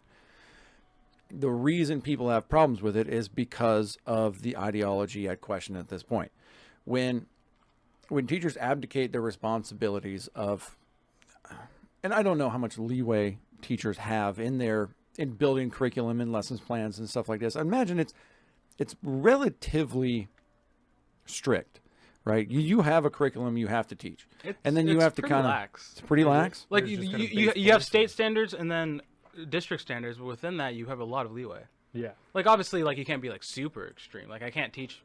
Like I could do a lesson if I was You smart. can't talk about the Holocaust during war. No, I mean I could, but you have to put it in a different place. I'm Like just fucking with you could do a lesson about gumballs if you could, but you can make it work. as long as it's relevant. Yeah, as long as it's like somehow relevant education, but like. or if you can draw a connection as to how. Yeah. Oh, I could do a bomb ass lesson on gumballs if you Yeah. give me 2 weeks to plan that shit. Well, and that's what I mean. Is like that's really my point, is that you could, especially someone who is well educated in education could probably take just about anything and find a way to make it about whatever the curriculum is. Just like a fucking really good salesman can tell you anything, you know? Could sell whores in a vagina store. That's like a really, you know, an old saying about whatever. Like, that's... Damn. I've never heard that. Heard that one? I've heard that long ass That's time old, ago. bro. That's old, Like, yeah. ooh. So, yeah, that's very interesting. Yeah. Again, though, in the reality of the situation, I don't think the actual... I don't think there will be problems. We'll put it that way. I don't think you'll see an abuse of the law. You might, initially, like you would after any kind Shitty of people are activist gonna law. do shitty things. Exactly. But this is 2022, man. Okay. People are the most accepting of various lifestyles that has ever existed before. And if you do not believe that, you're on social media too much and you have a false perception of reality. You cannot go to a major city somewhere and not be thrown out of places if you come in there spouting some bigoted shit. It's not the reality of the situation. We might have minor bumps in the roads and there might be spikes of hate here or there, left and right. But at the end of the day, most people are they're more concerned with not being able to afford the things that they need at their house. And they're more concerned with making sure kids are safe and all this stuff. And if there is a serious problem, I think, generally in our current society with child predators. And I think that for some reason, I don't know if it's at an all-time high or we're just seeing it for the first time. I think, and that's just with exactly. anybody that works with children, period. It's not just in schools. It's with, you saw the Boy Scout. It tore through the Boy Scouts real big, relatively recently. I just read an article this morning about ROTC leaders like sergeants and shit like that. Yeah. Mike Baker was the one that helped do the report for the New York Times about about students in ROTC. You know who Mike Baker is? He's a ex-CIA agent who's on Joe Rogan all the time. But he helped the New York Times do an investigation into ROTC and just a rash of students being sexually assaulted by their ROTC sergeants. Yeah, there's definitely something happening. And Whether it's any place you there can was get a- close to kids, a predator will find a way to do that. a Ferndale football coach who was like sleeping with girls. That's like the town right next to Bellingham. Yeah, and Oh, there yeah, was Ferndale. Olympic, the basketball coach, right? there was a cheer coach. Yeah, a cheer coach that went to school with us that then got a job as a cheer coach who was fucking sleeping with high school students. You know? I think It's like, oh, it's okay because I'm only 23. I feel like that's but not it's new. not. It's not new. I feel like if we It's- went to the 80s it's- and we had text like conversations holding. Oh yes, my goodness, it's it'd be not bad. new, but it's the same deal as the precedent thing. You know, it's not new, but it's still fucked up. Yeah. Like just because it's. And whatever you want to draw it up to, our social acceptance or whatever it is, you know, the level of that has gone way the fuck down. That, you know, when our parents were growing up, like you have comedians our parents' age that like make jokes like, oh, cream pickle, blah, blah, blah. That shit would never fly nowadays. If any of us had a family member that we felt was inappropriate around children, we would not allow that person in our house. Yeah. But back then, you just kept your eye on them. You know, you're just going to keep your eye on them. Like, Oli cheer coach and CK basketball assistant coach. There you go. So, so I think part of it is the acceptance of that has gone way the fuck down. Yeah. You know, we're not taking anything. The Catholic Church, people knew for decades and accepted it. It Still wasn't do. until the last 15 years that broadly we're like, okay, enough now. Like that's Stop with the enough now. kids. We've known, but enough now. Yeah. You know, so it's definitely prevalent. I think now we may be just approaching a time in which it's actually time to fucking do something about it instead of just rolling back the stage in which we're accepting it. You know, we finally, I think, reached like 15 or 18. There are some states where it's like 16, whoever for statutory stuff. Like that's, I think we've reached the line. You know, it's not going to get any lower than here. This is it. You can push as much as you want. This is it. Now may be the time to actually do something about the people that are perpetrating these crimes. Yeah. And I will say this too, and it's probably a relatively unpopular opinion, but I think a lot of the pushback, particularly from the right, about the generalized LGBT, push is probably because there's been, like you said before, Donovan, people that are going to abuse kids are going to find the best method of which to do that, and they're going to put themselves in those situations, right? They'll just find access. And there is, I think, generally within that current movement, there's a massive wave of just generalized acceptance, which is about as good a place as any pedo would want to be in if they want to get there, because there's been this relative push from within certain sects of that community to say the MAP community pushing through there. Minor attracted persons, right? They find homes and they kind of chameleon themselves into other different groups where they can take advantage of this. NAMBLA. Do you know the term NAMBLA? Do you know the group NAMBLA? NAMBLA. North American Man-Boy Love Association. It's an actual legitimate group. Yeah. Very Greek. Actual Very organized group. Interesting. Yes. Yeah, South Park did a whole bit on it a long time ago, which says they've been it's around like for a long time. Actually real. Yeah.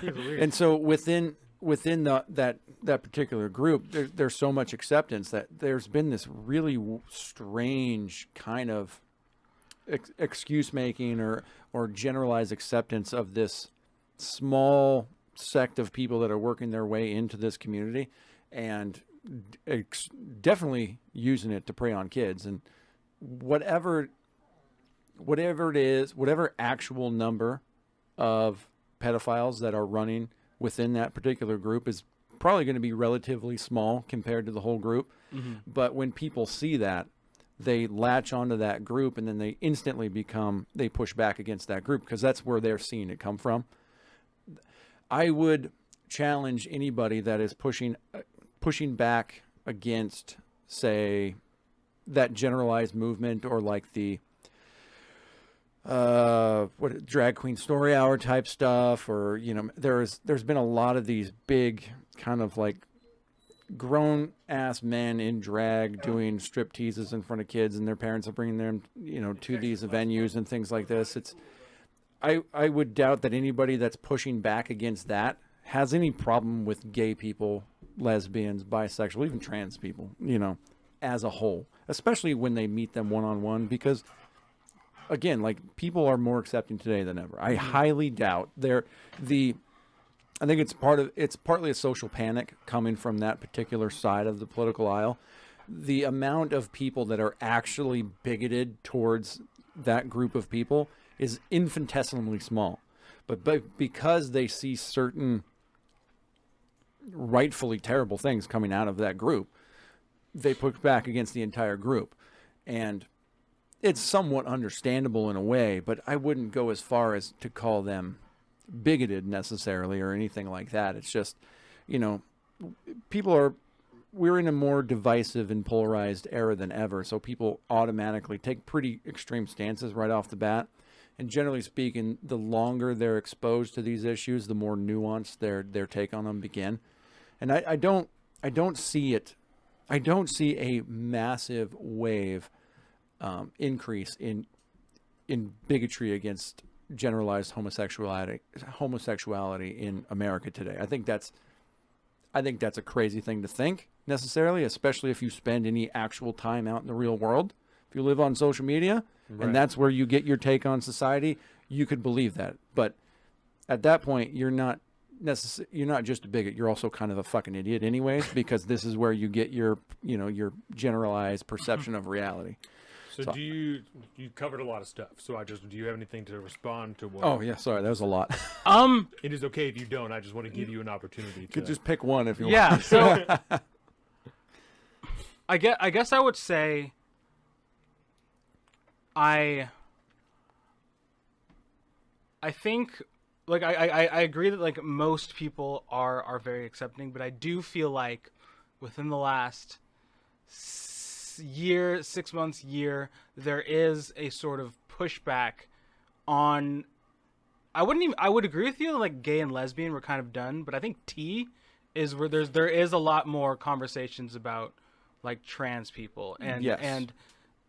and so like I worked at a school where there's a lot of kids who who didn't identify with their sex, with their birth gender, and it wasn't necessarily that they were trans. A lot of them were like non-binary. Do we call it the gender spectrum? I mean that seriously. I'm asking. Gender binary usually. Just somewhere on the, they're just non-binary. Is Yeah. that what that? Yeah. If you identify as something other than like cisgendered. I'm just asking. I don't The know. non-binary would mean that you don't identify as like either one, right? So trans is you're technically within the binary, you just switched. Okay. Whereas non-binary is like you go by they them, and you choose Okay. not to be Or within something. Okay. the Okay. male female like dichotomy, and it's just Probably dichotomy. That's and That's a good word. and like while I guess I do agree that like I think we are in a much better place. I do think that it's I think of like my students when there's a lot of rhetoric out there attacking particularly that trans ideology, and like we can have like conversations about like that I guess the age and stuff like that, but like fundamentally this is what they believe, and it's just kind of Fundamentally, who believes? the students believe like they believe that like this is who I am, and like we can't I'm sorry, I don't mean to interrupt, but I would have to add the caveat for now,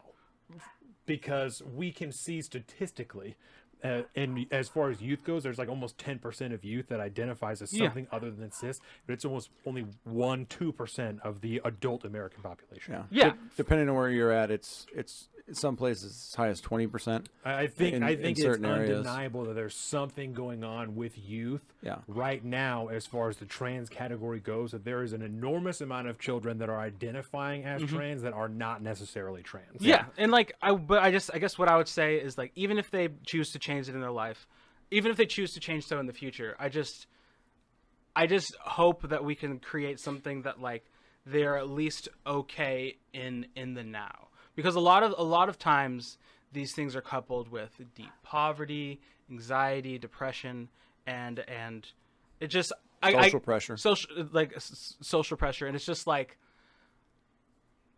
I just think like my thing is like I'd rather have a like I just don't want it to go to a point where like these kids have to find a very dark way out, and so I just how do you, and it's like as a society it's like how do we make sure that they can live their fulfilled life in the way that they either are or choose to be, but also like find what we as a society need to be.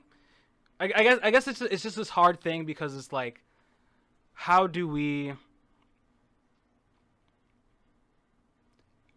deal with this fact that like 10% of like youth are now identifying as non like other than their birth sex. Like how do we deal with this while making sure the kids stay okay?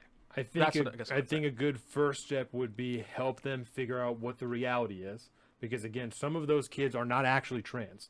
For one reason or another, they're currently identifying that way. There are people, what is the woman name? Abigail Schreier, right? She has a whole book specifically about females, right? Young females, right? And the insane amount of young females that are identifying as trans, and there's a correlation between social groups and all kinds of stuff. There is something going on outside of, and I'm not being denigrative, but I mean reality, outside of reality, that is causing these children, some of these children, to identify this way. And some of them are gay and they think they're trans, or they're, like I said, it's a social thing that they're involved with. There's all kinds of reasons that this could be happening. Some of it is genuine. And by that I mean some of these children actually do have gender dysphoria and are actually dealing with this issue, and some of them are dealing with an outside issue that they think, or it is manifesting in this identification as a trans identity, right? So I think the first step is helping them figure that out.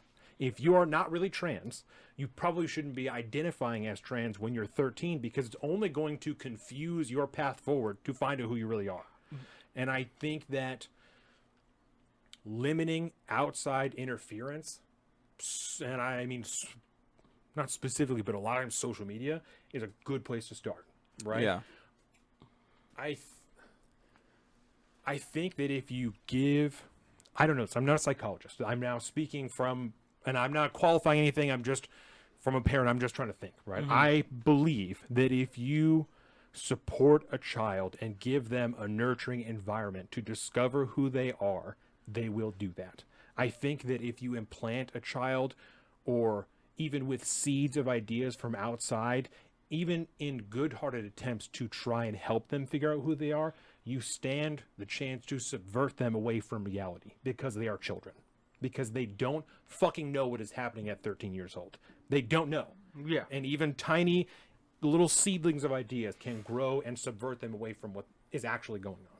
So that's where I would start, is help them figure out what is actually going on. Don't immediately jump to affirm what they say they're dealing with, because that might not be the reality, you know? Yeah. Yeah. And my concern is schools doing that outside of parents' knowledge, because we have proof of that, right? There have been schools around the country that have helped children transition without the knowledge of their parents, without knowledge that their parents are bigoted, or it would put the children in an unsafe environment. Because that's another thing.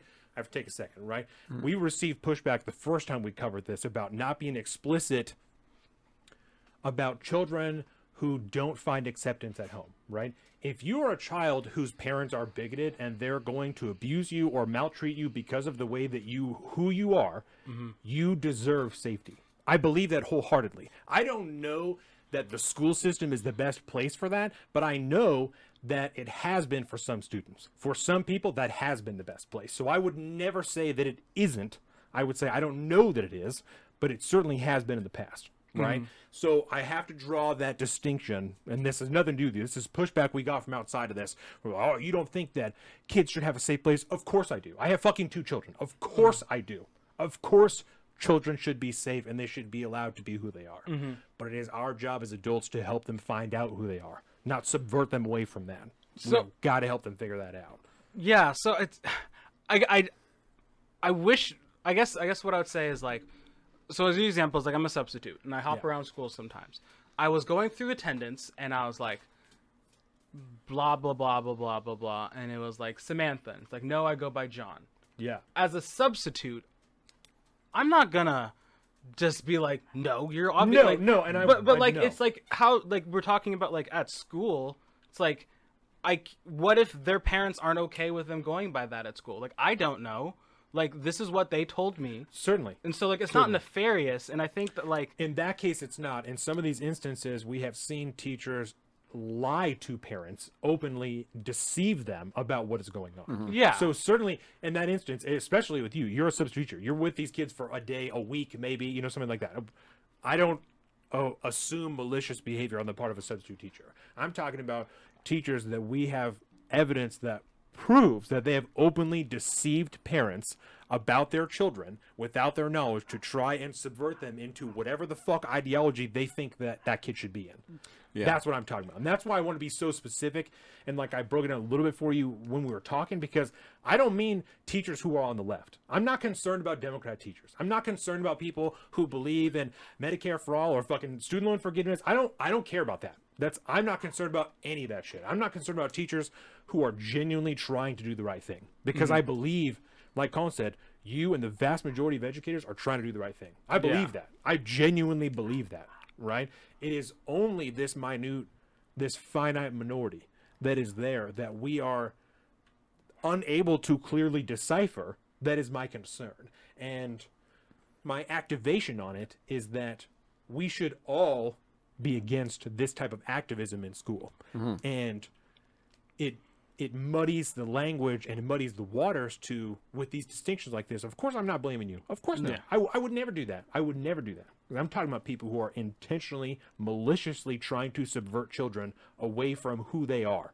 Yeah. That is happening. But like, from their point of view, are they malicious? Like, they probably think they're doing the right thing.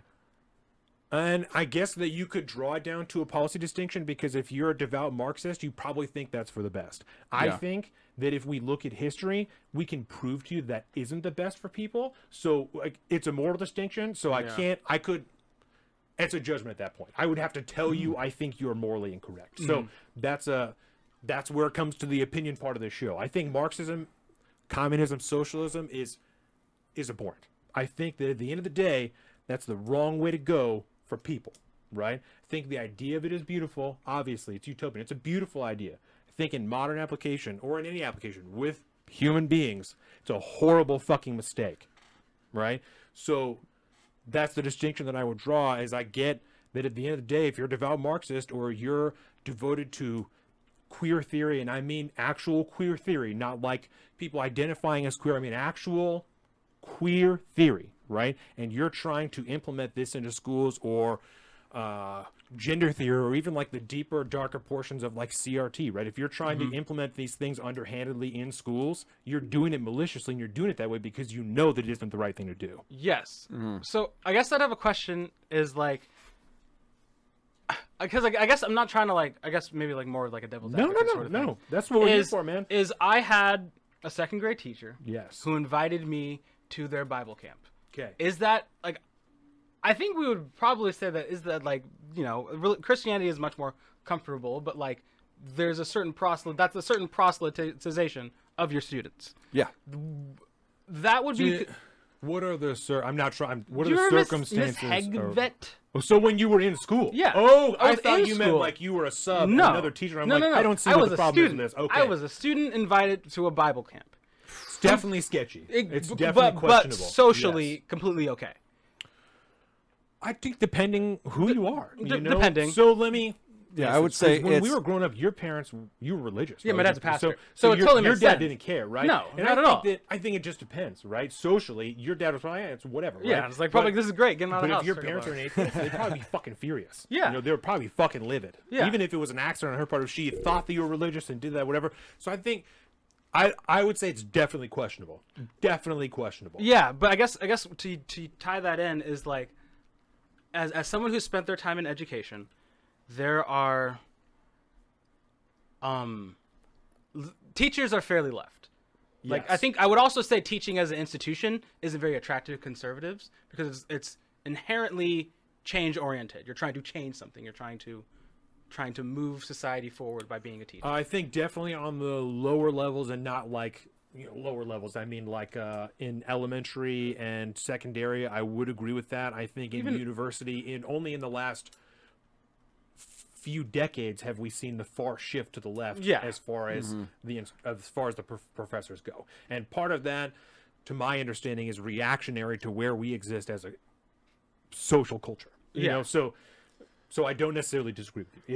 It is to the left, especially it's- in elementary, so like we're talking about. So it's a pretty liberal institution to begin with, and I think there's definitely like a huge bit. I would say there's a small section of like activists for sure, but I think there has been a big shift. Maybe not a big shift. I guess what I'll say is like there are a pretty big section of people who I don't think see the wrong in or see the conflict in calling students something that their parents might not agree with. And like keeping that like out of the parents' reach. And like I'm not saying that's like a good thing. What I'm saying is like is if like there's a certain sort of proselytization to it. Yes, and there's a distinction I would draw between a parent not agreeing with the way their child is identifying and mistreating and abusing their child. I wouldn't say that it's the right way to go to openly tell your kid, I'm not going to fucking call you what you want to be called. I don't think that's the right way to go.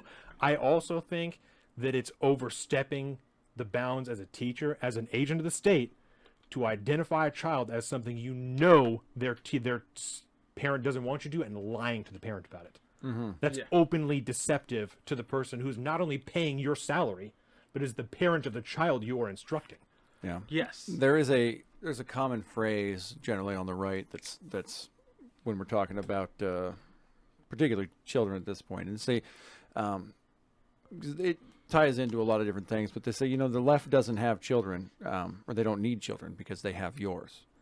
And that is something that I think they get credence from it. It's a kind of a broad overstatement, obviously, but generally speaking, yes, people that are going to be teachers are going to be generally probably more open, and they're going to be more caring individuals. They're going to be generally on the left, kind of like I think the way you talk, because they generally care more about kids, which is why they're teachers, right? Yeah. But defining the line between where your responsibility as an educator starts and stops, I think is very important. And this anything outside the bounds of essentially teaching what the school is supposed to be teaching, you start to get into some gray territory there where, you know, personal choices and things might come into question. And it is definitely no help to people that there is little to no communication, open communication between parents and schools, and particularly teachers. There's a lot of problems there. Who's got the time? How do you do it? You go into parent-teacher conferences once every fucking 6 months or once a year. Right. And that's, yeah. I was there. And so I think it's a failure on both sides of the scale here. You know, you do have an open, you know, there's somewhat of an allowance for activism within the school, obviously, because you're trying to nourish kids, and, you know, there's lots of different, there's so many examples you can pick. That you just pick one, whatever one's in your mind. But, you know, that where a teacher might be put into a position to essentially step outside the bounds of their everyday job and it influence a child's life in one way or another. Sometimes it's for good, sometimes it's not. I would argue that if it's anywhere near the realm of ideology, it's off bounds 100% and you're way out of line. If it's within the bounds of the curriculum you're teaching, it seems to make sense. And if there is any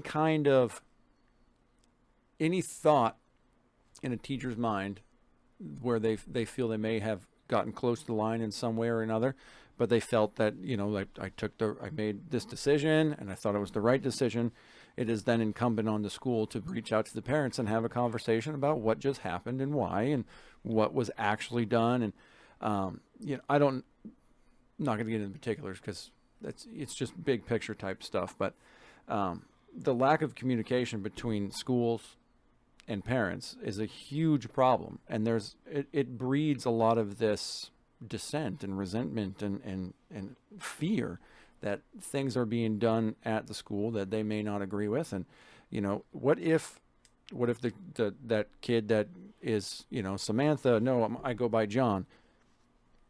What if the parent doesn't know that's happening? It seems like something that the parent should know, because let's face it, kids do act different at school than most of the time than when they're at home. I mean, they're free to practice their social life. I mean, that's arguably a massive part of what school is. It's social education. It's social, you know, getting involved in dealing with other people that are on your peer level, right? Yeah.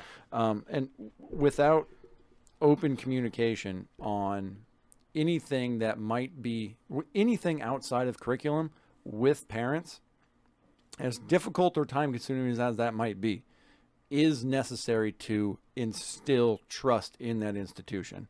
And the longer a lack of communication goes on, the more distrust in that institution is going to continue to breed. And good teachers are going to continue to get bad names, and the entire institution as a whole is going to continue to just be ripped apart by the two different factions at play here. Part of that, I think, goes back to the parents. I'm sure you know this. You have to know this as a you just fucking said about half the teachers or half the parents not showing up, right? Yeah. Half of that is parental involvement in their child's education, right? I'm sure I can't even. Let me decide how I want to start this fucking sentence, right? I can't imagine how many parents aren't as involved as they should be in their child's education. I think you'd be surprised. And Probably a lot.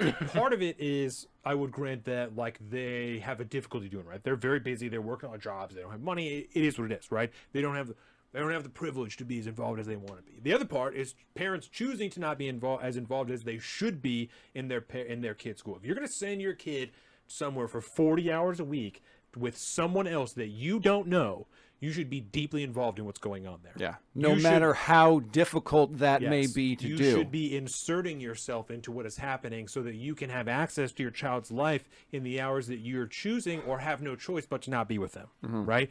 So it doesn't even matter, right? But it's incumbent upon you as a parent to be involved in your child's life, because just like Deborah said, once in middle school, they will not communicate with your parents. They don't talk to you. We were all fucking 15 at one point in time. Probably some of us better kids than others. I didn't say fucking shit to my mom for the time that I was 14, probably until I was like 19 years old. Didn't have shit to say to her that wasn't fuck you, right? Only the necessities to get through life. It is How's school? incumbent. Good. I'm hungry. Yeah, it's fine. Yeah, it's incumbent upon you to be involved in your child's life in school, especially in public school. And you can't, as a parent, you can't not give a fuck and then get upset when something happens. Because there was probably... They do it all the time. They do it all the time, but it makes you a piece of shit because there was probably months of lead up to this event in which you could have intervened and done something about it. Yeah. But you didn't because you weren't involved for whatever reason, right? So I agree with you. But there's also like a... And it's not right. I don't want to defend it, but I have to. It's not right, but I don't necessarily blame a teacher who's been a teacher for 20 years who still gives a fuck, but it's like only half of these parents actually care. I am not going to put in the effort to try extra hard for the parents that won't even return my phone calls. I understand that. And it doesn't make it right, but it's justified, I think, to a certain extent. You know, the wearing down of the why would I fucking try? I experienced the same thing when I got suspended. Only like 2 of my teachers sent me work because I was a piece of shit. I was a piece of shit when I was at school. So they didn't want to help me. Doesn't make it right, but I understand it, right? I get it. So there's a cooperation on both sides that has to be there. That parents, you have to take time out of your already busy lives. I know how difficult it is. I fucking know. I work a lot. I know. You have to take time out of your day to involve yourself, or else the other regular human beings who work at that school are also not going to reciprocate, because only so many of them are going to continue to try their hardest the entire time that they work at that school. Yeah. You know, some of them are going to get beat down and just fucking stop giving a fuck after a certain time and just be mailing it in. Yeah. We all had a teacher who didn't give a fuck when we were in school, you know? Oh yeah. I mean, there's lots of teachers that I can recall that you can just tell we're just like On fumes. they're just waiting, man, to just come on, let me get out of here. These little fucking snot-nosed pieces of shit. Come on. What do you mean you have a question about this fucking algebraic problem? You're a dumbass. Come on. But I think the point you're making is very, very true. There is no excuse for abdicating your responsibility for involvement in your child's life as a parent, and then being confronted with the reality that the person you have abdicated your child to, that you didn't do your due diligence to find out, and you didn't maintain some kind of overwatch or overlook. It is at the end of the day, that is your problem. And if you think it's the state's problem, then you should probably reassess your values at that point, because I don't know. Again, I'm not a parent, so it's like I feel like I'm just throwing value judgments out there. But at the end of the day, I don't see any other way. I mean, this is your child. How can you not take full and utter responsibility over that situation? You're choosing, no matter how difficult the circumstance is, you're still going to make a choice to send them to a state institution. And if you have any form of distrust against that institution, it's on to you to ensure that you know what's going on there. And whether or not that involves you calling the school during the day, I don't know what it entails, but whatever it is that you need to do, you need to do it. I have zero sympathy for you if you decide to abdicate that responsibility without doing any due diligence whatsoever. Right. Then that's it. I mean, you can have trust in the institution that they're doing this. That's your problem. If you trusted that institution and you feel like the institution is failing you, that's your problem. Yeah, I guess I don't know. I think it's just it's hard because I think a lot of this is I think a lot of parents have put the process and job of parenting onto the schools. Yes. And it seems like there's pushback and people are mad that the school has had to be parents for their kids. Right. And Right. so like it's like they're teaching them shit that you should be teaching them Yeah. at home, because you've abdicated the responsibility, whether you like it or not. They have stepped up in that place, and it may or may not be under an ideology that you find dangerous. But you've fucked off for so long that now you're at this point where you can scream about it, you know, and be overreactionary because you don't really know what you're talking about, but you know you don't like what you're seeing, and so you're just upset about it. Or you can the work to try and in my opinion, and I'll dive into this a little bit deeper after this, the work to put in to understand deeply the actual issues at play, I think, is more than what most people have. And I think that's where the new discourses things comes in, right? And I want to lay this out a little bit because I was listening to a lot of these groomer school things again this week, right? The series that James Lindsay did. And as I'm listening to it, he will read a paper and he'll, read a section of it and then say, and they're doing this to your children in schools or something to that effect. And when he does that, I don't always connect the same dots that he does. It's not like every time he talks, I'm like, you're a fucking messiah. I get it. Like it's all fucking Marxism, right? Yeah. There's a lot of shit that does make sense to me, where what they're saying for me directly translates into the modern policy and curriculum that he is laying out. I understand a lot of that, right? So I don't totally agree with what he's saying, but when I hear the concepts that he lays out, the documents and the reports and stuff like that, like I said, the different crazy shit that we see in the media that I know some of that's anecdotal, and it's because it's in social media, it feels more than it is. Yeah. When I take those things and I weigh them with what I also know about the certain amount of activism teachers that exist in elementary and secondary school, and the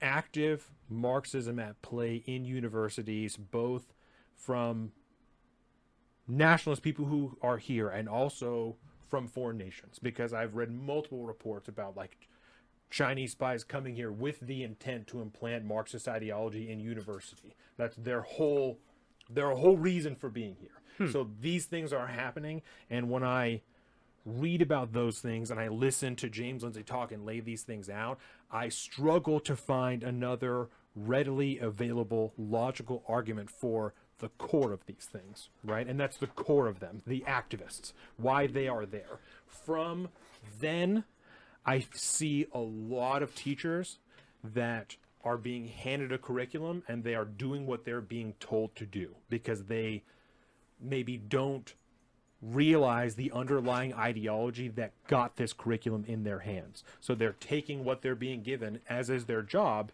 and teaching that curriculum. Yeah. I do not necessarily blame the people who don't understand the core of what they are teaching, but they are teaching because, well, it sounds good to me. Equity sounds good, right? I don't necessarily blame you if you don't understand.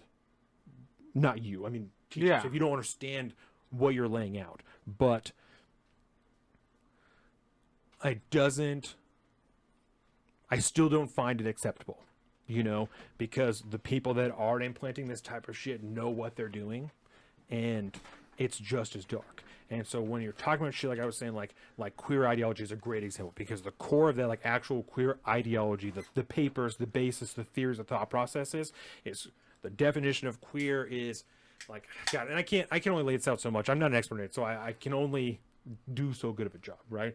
Is an entity without an essence. And so the whole goal of this is to try and separate children in particular from their solidified identity, to try and use them for their own purposes. This is a thing that's not only happening, it's being written out in the papers that are used for the basis of these ideologies and theories. So it's not even like he's inferring this. They're saying these things, that they're trying to destabilize children. There are people, the activists that we're talking about, that are in schools using those ideologies and also doing what they can to implant those ideologies in things like social and emotional learning, right? And that is where I start to, like you said, get in that area of teachers that are being handed a curriculum and doing what they're told and teaching something that is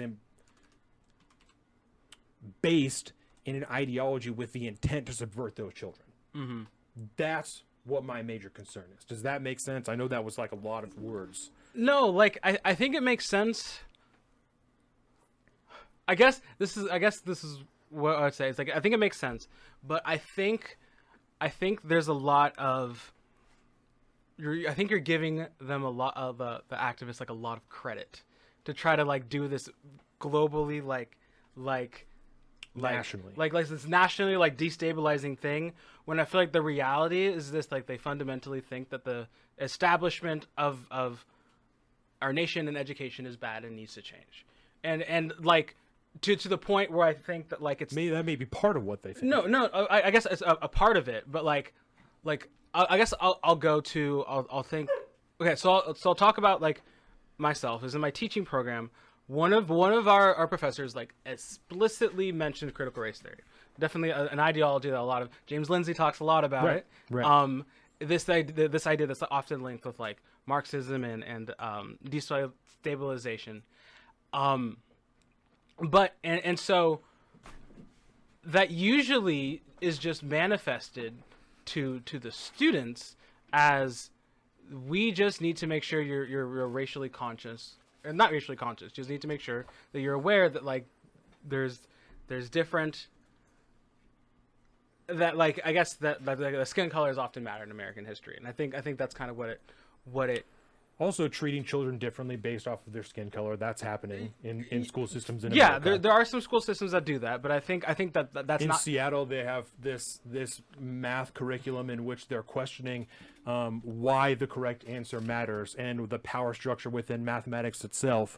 I don't see how those things are relevant at all to children learning arithmetic. Yeah, no, like it's like I think that's fair, but like I think the guy kind of talked about it more in the context of like, if you ask a math question that's like, Bob sailed north 500 miles and then east blah blah blah, how far is he? But if you ask that to inner city kids, they don't know shit about sailing, and so the question, they'll miss the math problem not because they're stupid, but because the context isn't relative to like their culture.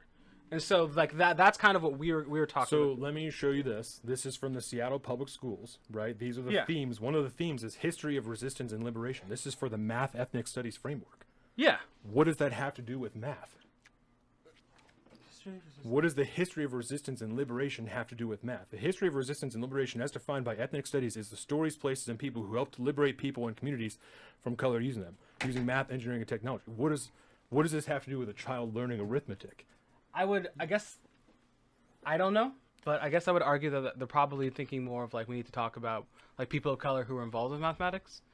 But and, that's like, what people history with- class is for, not math. Yeah, I would argue. This is ideology Yes. Yes. And that's the big difference, I think. being implanted in curriculum in Seattle schools. But like, what my question is like, how does a kid learning about math, people of color in math, change how they learn in history? It's not math. It's not math. But That isn't math. That's the big difference. yeah, And That is you outside can- of the base of the curriculum, unless you have a board like the Equity and Inclusivity Board of Washington State helping you craft your curriculum, Yeah. in which they've defined racism inherently having to do with whiteness. That's ideology. that is Ideology that is based in racism towards white people, and we're letting those people help craft our school curriculums. Yes. And unfortunately, the more you learn about, I think a lot of the big problem here is ignorance of the normal person. That is a generally open and caring person that can hear these things, because literally you have to go back and you have to read the papers. I mean, there is, Donovan, you've done way more work on this than I have, and I thank you for that every day, because this stuff is soul crushing.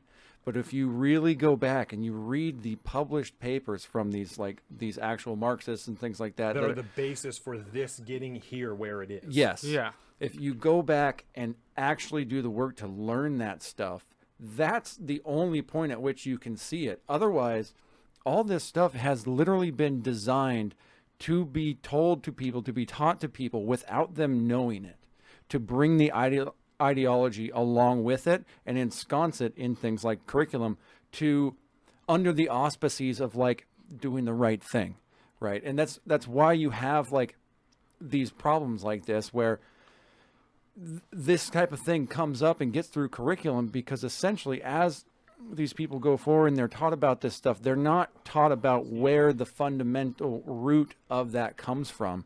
But when you learn that through their own writings, they tell you that they're doing it.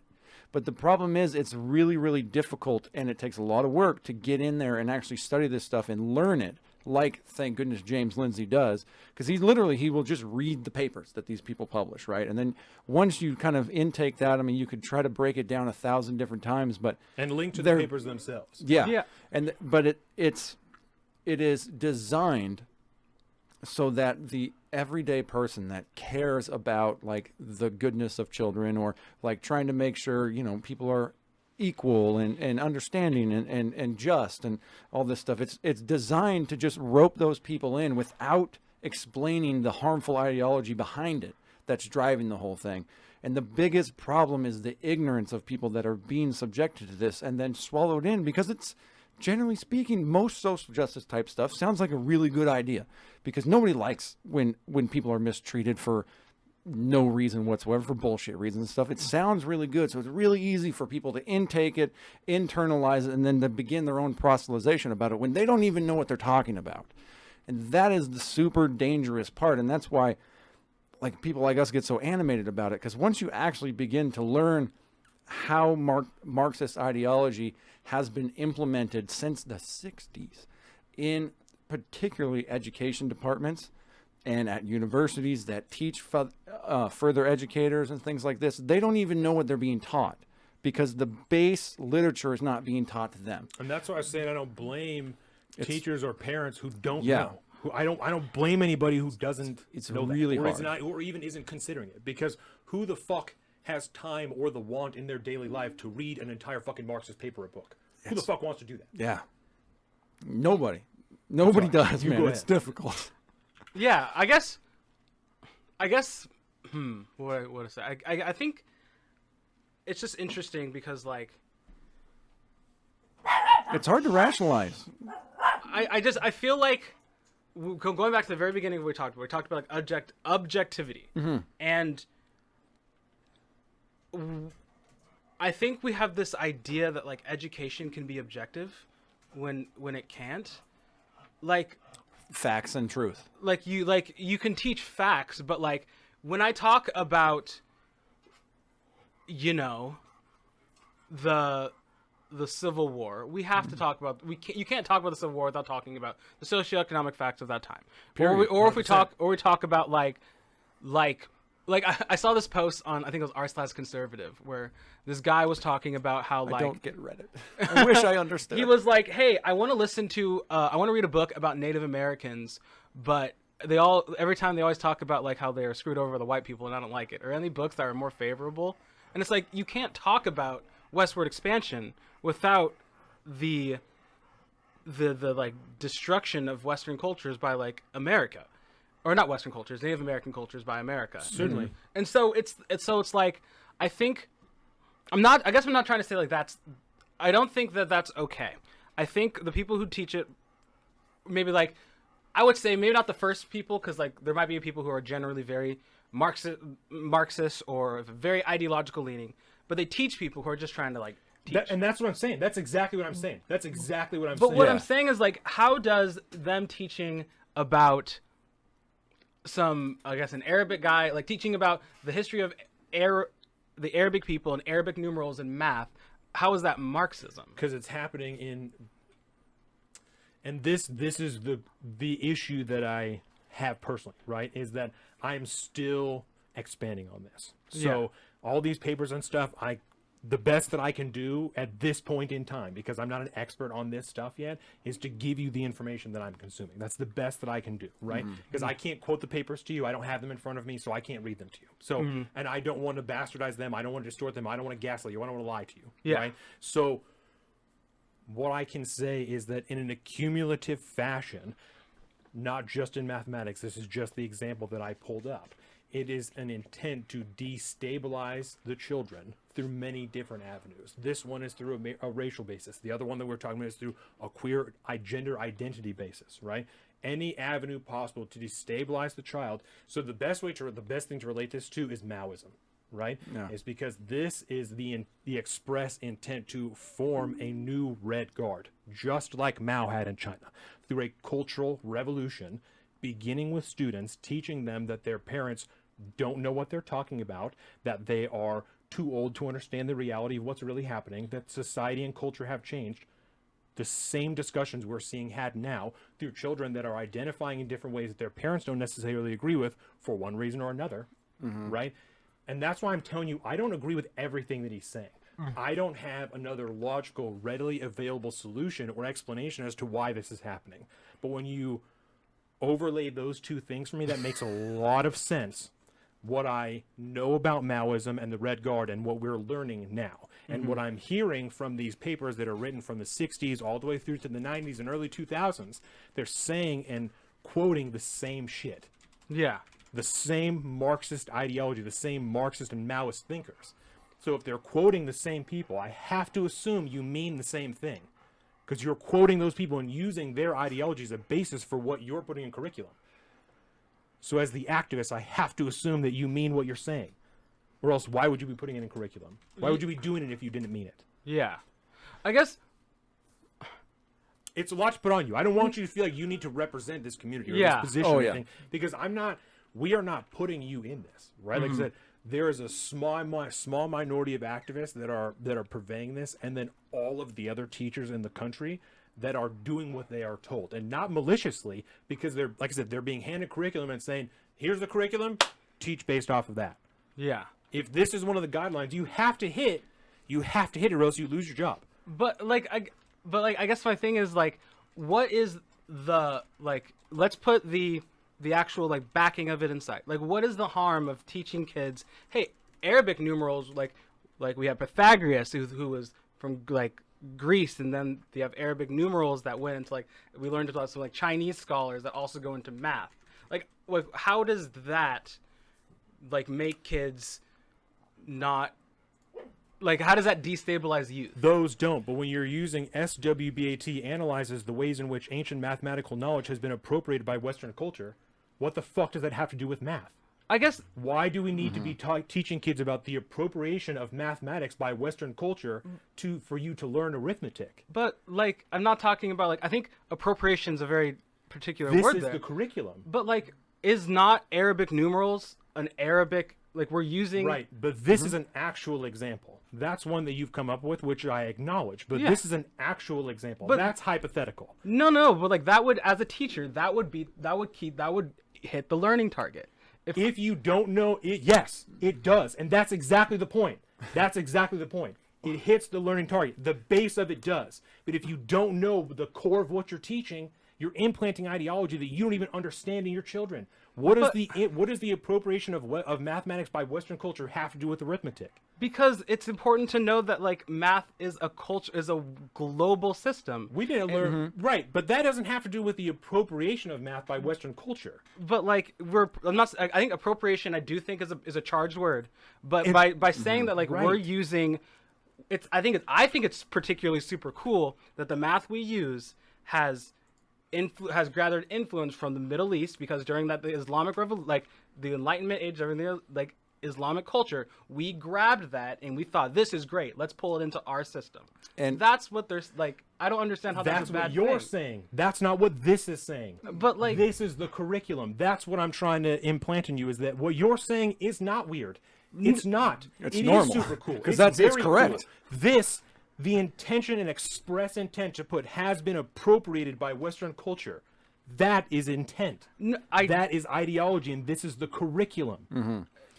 Now, Okay. the reason why we settled, why the West appropriated, the true reason why why Western culture appropriated the Arabic numerals and things like that is because it was superior. Because awesome. I love it. especially when it comes to things like math, it is the easiest thing in the world to prove which is better and which is worse, right? Because some math works and some math doesn't. And that's how SWBAT, identify how math has been and continues to be used to oppress and marginalize people and communities of color. What does that have to do with mathematics? Okay, that one is like I don't. That's what I'm saying. That's this. I'll send you this document because these are only small squares I pulled off of here. These are just the ones that I just pulled off just in this discussion. And the real problem, This whole document is filled with this shit. This is ideology that is crafting curriculum based in Seattle mathematics. Is this even? This is from 2020 though. 2019 though. Is this still even accurate? I understand that. But in No, I wonder- 2019, this was the ethnic studies framework for the Seattle public schools. I mean, it might have changed. Is but this class called Math Ethnic Studies? This is for K through 12, right? This is for math. I would have to dig through which article I pulled this out of. So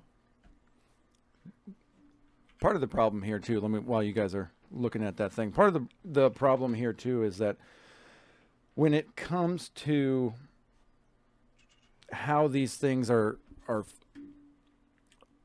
how these things end up being presented when somebody finds an issue with them, right, is that it sounds so conspiratorial, right? It really does. Why would there be this group of ideological individuals that are pushing this stuff on that sounds crazy until you do the research to go back and then you go down that road and you're going, holy shit. I mean, it's literally right from their words. And you're like, I cannot believe that this is an actual thing that's happening. And we can argue all day about whether or not the people that are implementing these things nowadays have, whether it's ignorance or malice. I would generally err on the side of it's probably ignorance, because nobody's going to do this kind of work, because it is literally soul crushing when you do it. It is, and it's tough to get through because of the verbiage they use is generally nonsensical. Most of them use words that aren't even real, but that's generally the case in that kind of world, because it does confuse people. But when you actually do the work to discover what's the foundational principles that this stuff is found on, you realize that, I mean, you just look at it and they tell you this is how you get people to think this way. They don't shroud it behind, colloquial ideological terms like they do in that specific curriculum. They just tell you outright. And then it's because they want to be able to essentially convert the people that don't know the base literature. But when you do know the base literature, that's when you understand it. And until then, you kind of sound like a crazy person who thinks that like teachers are all out to make your kids trans, when it is such a bastardization of the truth. It's hard to really get down to it. Then you just sound like a crazy person or a bigot. It's one of the two. And that's part of the difficulty behind this, is they have done such a good job. I mean, they have Marxism itself, and the people that have built this thing up over the decades and decades and decades that it's been around have become experts at implementing this stuff so that they can take down entire nations. And when you look at history, it has. And every single time this stuff has been implemented, it literally brings down whatever society that it touches and is implemented in.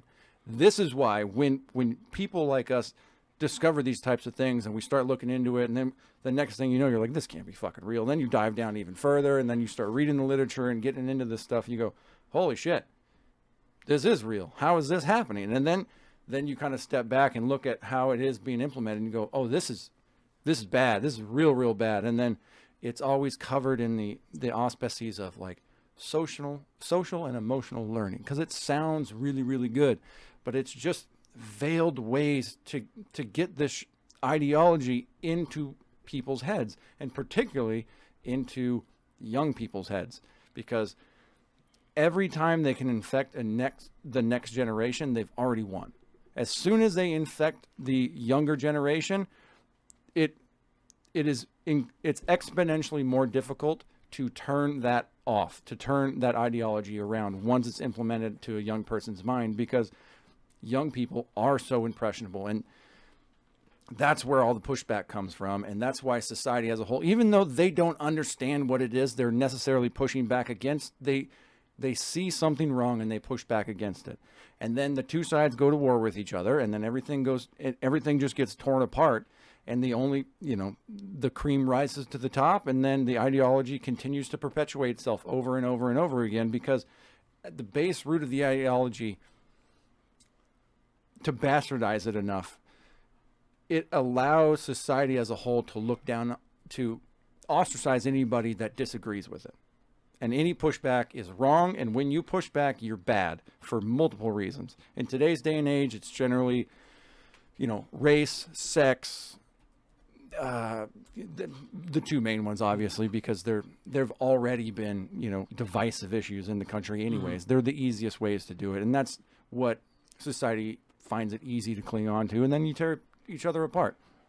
And without looking at these things and really trying to, you give them a cursory glance, you listen to, a few of the papers from that James Lindsay reads, and you go, wait a minute, what is this all about? And then where is this stuff taught at? How this is not taught to anybody. And then you look at, it's always taught at the university level to other people that are trying to become other educators. And it sounds conspiratorial. It really does when you boil it down. But at the end of the day, especially if you're a student of history and you compare it to the past, and if you look into those other communist nations and stuff like that, you could see it implemented there in different fashion. You see it in all those places, then you see where it leads. And that's what gets people worried about it. And then, especially because you see it now, you see the byproducts playing out. All the social issues that stem out of education, they're in one way or another, some kind of branch off from this. And, we kind of can take some of that and create our own problems with that too. And then that, just because we always have problems with each other anyways, because we're a big multicultural democracy as it is. And so it snowballs and it rolls down and it gets bigger and bigger. And then next thing you know, society's tearing itself apart. Okay, so here's more background on this document, right? So here's the original article that I pulled this from. It's from the National Review article. Or it's from a National Review article. And it says that this is Seattle Public Schools 2019 proposed K-12 math ethnic studies framework. So the link to that, and so then I looked for more information on it because it was such a buzz thing. There's a lot of articles about it, right? So this article is from the Seattle Times about this same draft. These and other questions erupted on Twitter last week, shortly after public schools released a draft of new learning. Jesus Christ. Oh, dear God.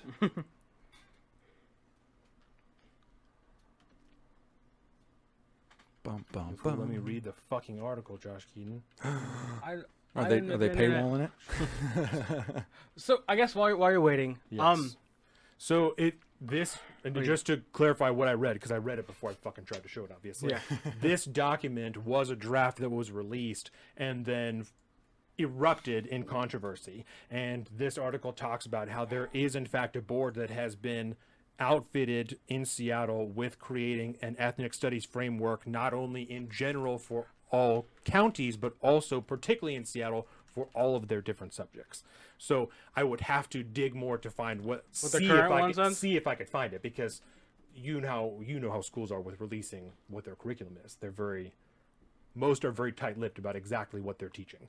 They're weird. Yeah, there are states, there are laws in certain states to force the school district to post exactly what's in their curriculum, because some school districts are so closed about it. So, I guess I'm for it. Like, as I personally, I want to release I'm gonna do a pretty good job trying to release my curriculum. But I think the frustrating thing is you're telling teachers you have to release this thing that no one's gonna read. And I no one's gonna read that. I understand it, but for parents who do want it, for people one parent. Yeah. The parents that want to know would understand. just ask anyway. They send an email. So it's not. I'm not disagreeing with you. I'm not disagreeing with you. I understand. I'm not saying that it's not a burden on the teachers, but I'm saying that teachers should have, or parents should have access to exactly what's in the curriculum that their students are learning. If they Like wanted an it, they could just available on email request them. thing. And I don't know that to be true. I don't know that. I don't know that. I'm not disagreeing with you, but I don't know that. I know that in some states they are passing laws to force the teachers or the schools to post their curriculum because the teachers have not been able to access, or the parents have not been able to access it. And that's why those laws are happening. So maybe in Washington it's that simple, but I don't know about in other states. Yeah. And as a parent, and I'm not trying to qualify anything. It's, as an individual, everyone should have access to what the children in their community are learning. Not only if they're your children, but because your tax dollars are going in to form that curriculum. Yeah. You should have access to what the children in your area are learning, because they are your future. They will be your employees. They will be the people that you work with. They will be the people that work for you. But I thought you didn't like your diploma.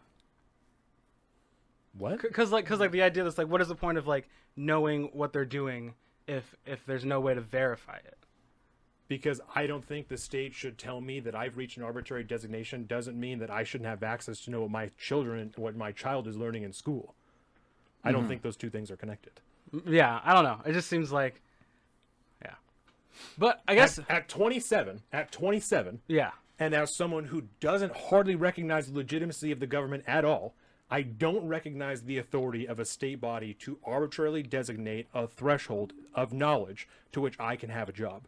Yeah. That doesn't mean that if I or someone else who does believe in the state is going to send their child or pay taxes to a government who's going to form that curriculum, who doesn't believe what I believe, shouldn't have access to exactly what those children are learning.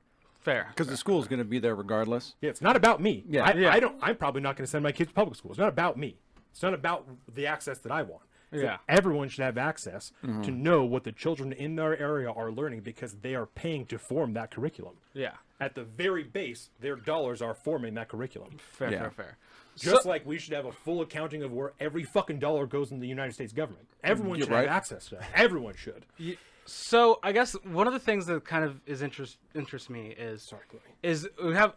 I'm not like trying to like justify the argument. We have a lot of arguments about like a lot of the influence of what this education could bring, but I read that like I think a teacher is like the 6th or 7th most influential person in a kid's life, and so like depending, like do you like I had some like cool teachers, but I don't think any of them could ever have convinced me of like, or even like implicitly have convinced me of I don't know. It seems like a lot of this stuff is really exacerbating the power of a teacher. Like I wish I could convince my kids to like for like maybe not viewpoints, but like I wish I had like, hey, you should do your homework, you know, and like I wish I had more convincing power that could like actually change. And this is where the argument gets refined, right? Because I think that we're seeing some teachers have more social power than they have ever had before. And if you're talking about, again, this ideology, you're talking about a teacher who's an activist. So they probably have students, or definitely have students, that they are pushing this ideology on because they're an activist, right? And so if you're doing that, and if you're identifying, if you're one of these students who is identifying your teacher as the only safe access point because they've told you that your parents aren't going to believe you, your parents don't trust you, your parents are going to abuse you, or whatever they're saying, right? They have a little more control or power over you than any of our teachers did, because we're not looking to them for any type of social identification, cultural identification, any of that type of shit. You know? Yeah, growing up, I could have given two shits what most of my teachers would have had to say about anything to do with their personal lives or my personal life. The occasional, you had the occasional cool teacher that you really liked, but at the end of the day, we really didn't know that much about them realistically. And it seems as if in today's world that is a vastly more powerful thing than ever before, for a number of reasons. But it is definitely way more influential, I think, today than it ever used to be. And whether that's social externalities forcing, making it more important than it ever used to be, or whatever the reason it is, if you say a teacher is 6 or 7 of the, whatever the number is, if they're in the top 10 of the most influential people on your children, that seems like a really big influence to me, along with all the other things that might be on there. But that's why I think it seems more important. And also why teachers are more important today than ever before. Plus, I think we have a way better understanding of the importance of early onset education than we used to back then. People care a lot more than they used to. And so it's brought new attention to it, and a lot of people are not liking what they're seeing. Yeah, but doesn't this also seem like a lot of it seems to me also that a lot of the blame should be placed on social media, but is instead being thrust on teachers. Like this idea that like kids are learning about gay and trans in schools. That's not where they're learning it. The kids are learning it on the internet, and they're coming like this like we talked about that number. That 10% number didn't happen in the 90s or the 2000s. It happened with the internet. In school, it's interpersonal. It's not with the teachers. It's like, it's the same way you learned about fucking in school. Same way you learned about drugs and shit. It's the same. So no, 100%. And so it seems like kind of frustrating that like you have all these laws and kind of like this pressure put on schools, because to be fair, it is where kids socialize. Yes. But the reality is like the influence is coming outside of this jurisdiction of the school, and often the parents. And so this is people, this is influencers, this is Yes. social media. This is Yeah. these are the people who have way more influence than the teacher who they're with for like an hour a day. Yes. Like I know kids, like I have this kid who's obsessed with Jacksepticeye. If Jacksepticeye, he's a streamer. Okay. If Jacksepticeye told this kid to wear all black every day, he would have. He idolized that man. This man he has never met. They what's like a parasocial relationship.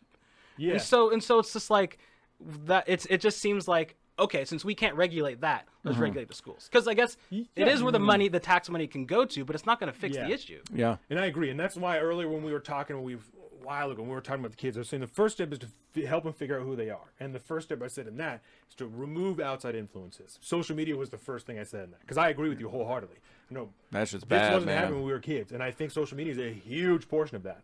And it's not because we weren't accepting when we were children. Because if you take a look back at our high school years, I feel like we were overtly accepting of everybody that we went to high school. I don't know of any and it's a small example, but I just mean our generation. I don't know really of like open bigotry among our generation that runs prevalent. You know what I'm saying? To be fair, I do think growing up in Bremerton, because of the military presence, we had a much more diverse community very diverse. than I think a lot of people grew up with. I would never That's true. say it doesn't exist. I would never say it doesn't exist. But I think if you made a spectrum of the different generations, we're probably the farthest as far as social progression goes. Yeah. You know, it's about all that you can ask for is to progress, right? Yeah. In the holiest sense of the word, to progress in a social sense, right?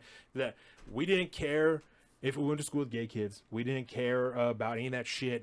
Race, none of those things mattered when we were in school. We all made fucking jokes that you definitely could not Your make mom now. jokes? Yeah, all race jokes and shit that you definitely couldn't make now when you were in school. You know, we all said shit like that. But none of that stuff I don't think actually mattered when we were in school. It's mostly like shock value. 100%. You're just trying to stand out and get attention. We're also of like the stunt generation, and like the prank generation, jackass stuff like that. So all those things coalesced into people saying the most radical shit they could think of, you know, for shock value. But my point was really just about social media, right? That I agree with you. I think that is an enormous portion of this. And again, I can't impress enough that what we're hammering on is a very finite portion of this, right? And the teachers would only be involved in this part so far as I agree that first step would be social media. You are progressed to a point through social media that you're already think your parents aren't going to accept what you're thinking. Maybe the teacher isn't even the one that said that to you, right? You're already under that perception, but you are then find a teacher that will identify with this, you know what I'm saying? That will help you progress this. So I absolutely agree that it is the same thing we were talking about the Don't Say Gay bill, right? I don't think that's necessary. I think people think that it's necessary. I think it's reactionary to shit that people are seeing, and they're freaked the fuck out. And I don't blame them, because like Colin was talking about, like we're talking about, the amount of research that goes into try and make those connections is not shit that any regular teacher or parent has time to do. James Lindsay doesn't have another job. That's his whole job, is to do the internet shit that he is doing. That's why he has time to read these papers and make a show about it and make podcasts and talk about all this shit, right? That's why anybody whose job that is, that's their job, is to read those papers and theorize about them and write other papers. That is their job. So I don't blame anybody on either side, the parent, the teacher, for not knowing about this, right? It is the very small portion that I know are acting maliciously that I fucking have it out for. My deep concern is for the less prominent ideology that I suspect deep within myself has worked its way into curriculum, and I fear for the way that will manifest in the future. That's probably the best way for me to wrap that up. Yeah. You know, that, like I said, the shit that you're talking about, the examples you're giving for this stuff is not malicious, because I think that a reasonable person could take this and be like, that's a crazy thing that I just read. What can I say that will still fit the guidelines, but is not this shit that I don't think is true? I think a lot of people are doing that. I believe that if you read a document that was filled with woke shit, you would try and dissect it the best that you could and deliver what needed to be delivered and leave the rest out, because you're a reasonable, logical fucking human being. I think there are a lot of people in the exact same case as you are. So I think there are also a lot of people who don't want to put in the work that you do and will just teach what is being given to them. That's the shit that we need to be concerned about. Past the activists, that's a whole separate thing in and of itself. That's another thing I said. They're in my targets. The activists, the people that are acting maliciously, are in my targets.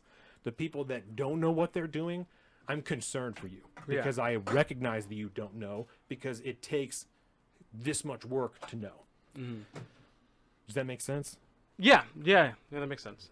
Does that qualify a little bit better? I know how fucking crazy it sounds. I know that. I know how crazy it sounds. I talk to people about it and I see their face. I know how crazy it sounds. And that's why I tried to be so clear that I don't agree with everything he's saying, but I cannot find another logical, readily available solution for all of this stuff. You know, that's where I'm at. Yeah, but I guess one thing I guess not as like an excuse, but just like so Lindsay's argument is that this is to destabilize the United States, or this is to use Marxist ideology to weaken our nation, and to make. Yeah, I don't want to misrepresent it because it's a real large point that he's making. What is this doing that our country isn't doing to ourselves? 100%, like 100%. But that's part of the point. But the point of this is that this is being done with your tax dollars. This is being done with your tax dollars under the guise of people who know what they're doing. They're intentionally subverting your nation with your tax dollars. It's different. It's not great and it's not better, but it's different when someone makes their own private life out of being an ideologue and they're actively working within their own private framework to try and subvert the nation. That's wholly different from someone doing what they can to secure a tax-funded position to try and subvert the nation. Those are two different things, in my opinion. Yeah, but like if you're let's if they're, I guess what I'm trying to say is like it doesn't seem like, it seems like we already, like I would say, let's use example right now. A lot of people hate Joe Biden. Yes. Loathe Brandon. Yes. I went to the got some gas station. Yes. Obviously he doesn't have that much power on gas, but let's say that. So like these people have as much disrespect for the, I guess not the much disrespect for the institution and the idea. Like there was, I would even say 20 years ago, you couldn't talk about the president like that. Definitely wasn't socially acceptable. That's true. Yeah, And definitely wasn't socially acceptable. So these same people who are saying like you're trying to like Marxistly like indoctrinate our kids are showing the same lack of deference, lack of patriotism, lack of, this is like, he's not even our legitimate president. Most of them, yeah. So like it's kind of like, I guess that it's hypocrisy. not genuine. Yeah. Where it's just like the, I don't know. It's just like you're also very critical of the United States. And like I'm not saying I'm very critical of the United States, but I think it's just this kind of like I don't know. It seems like James Lindsay is would you say that the United States is like do you love everything going on in the country right now? He'd probably say no. Of course not. And if you ask this like the people who he hated, they'd probably say no too. And so it just seems it's just like I feel like we're in a place where I don't feel like you need super sleuth arguments written subtext into American culture to look at our system and be like, I feel like we're on fire. No, certainly not. But if your intent is to completely subvert it to a different system, then you do. Because even the people who are talking shit about America, who are doing whatever, are doing it because they're a lot of them, right? These are all generalities now, are doing it because they're deeply implanted in their own views that are based in American values. Right? All these people who are fucking hating on Joe Biden are doing it because I want low gas prices. Whatever. It's not because they hate America. It's because they hate Joe Biden and they hate this administration. They don't like the direction the country is going in. But there's a difference between even a bad faith critique in the United States and perpetrating an ideology that has historically killed millions of people. Those are different things. Yes. Right? There's a difference between, like I said, talking shit about America and actively trying to implant a Maoist or Marxist ideology that we have seen historically has killed the people who've embraced it. Yeah, for sure. That's the distinction. But like outside of Antifa, who is actually using violence or who can actually implement this change, this switch to like These activists in schools. but like how is that going to work? You can't vote into communism. Like No, but you But if you convince create people, a red guard in which, Yeah. like they did in China, they actually killed their parents and their grandparents and their teachers, this is the natural end of communism. I understand that I understand. I But, like, understand I it's work a with- radical thing. I understand. I understand. That's why I'm trying to draw such a hard distinction for you between you and the people you work with and the activists that you don't know about. That's what I'm trying to draw the distinction with. I don't think you're trying to do that. I don't think your other modern coworkers are doing that. I think they're unknowingly perpetrating an ideology that is intending to do that, and it's led by activists who are intentionally trying to do that. That's what I think. I guess my difficulty with that is, as someone who has worked with this generation, I don't see that happen. I don't see the physical like it'd be different if like they were very interested in like weapons. Like we need like these same people who are they are very against guns. They don't even want to touch a gun. How are you supposed to lead a violent revolution against the state without any sort of desire to own a weapon? Like even Karl Marx was an adamant like pro-gun person because you Until needed they get the power. You needed it. Until they get the power. But like Yeah. it just seems hard to look at these kids who if I like we talked about like a very like the snowflake generation, like how can we subsequently say they are super weak and can't take any criticism but are being planted to overthrow the state? And I'm not even saying this is going to happen tomorrow. This is the first wave of this. You have this is the first mass implementation. public iteration of this that's going on. And You know? are we receiving backlash? And What like, do you mean? Like we're like conservative parents are now like I would say is in a good thing. There are eyes on the system more than ever before. People are more aware on what their kids are learning, more involved in schools, going to school board meetings, especially during Yes. COVID. Oh, yeah. So it seems like this plan is working terribly. If like you like in 2019, would you have except- known about that? No. I'd say it's location specific, because you didn't have those massive school board lines, say in Seattle. That wasn't happening. And if they were talking about something different. But in the places where people recognize that and in mass push back against that specific issue, they did. Now they have a hawkeye on that system, and they're not going to let it go away. But And in the bigger cities, sometimes they do, because even like in Washington, CK, there was pushback Oh, yeah. against a genderqueer memoir, and that book being in Olympic High School, and then like a poster for something that was in an elementary school. It was taken down immediately, and then when people start talking about it, and it goes back up, right? So it is. I would say that it's working to some extent now, you know, but people also have to give a shit. And if people don't know what they're talking about, if people are just screaming, they get arrested.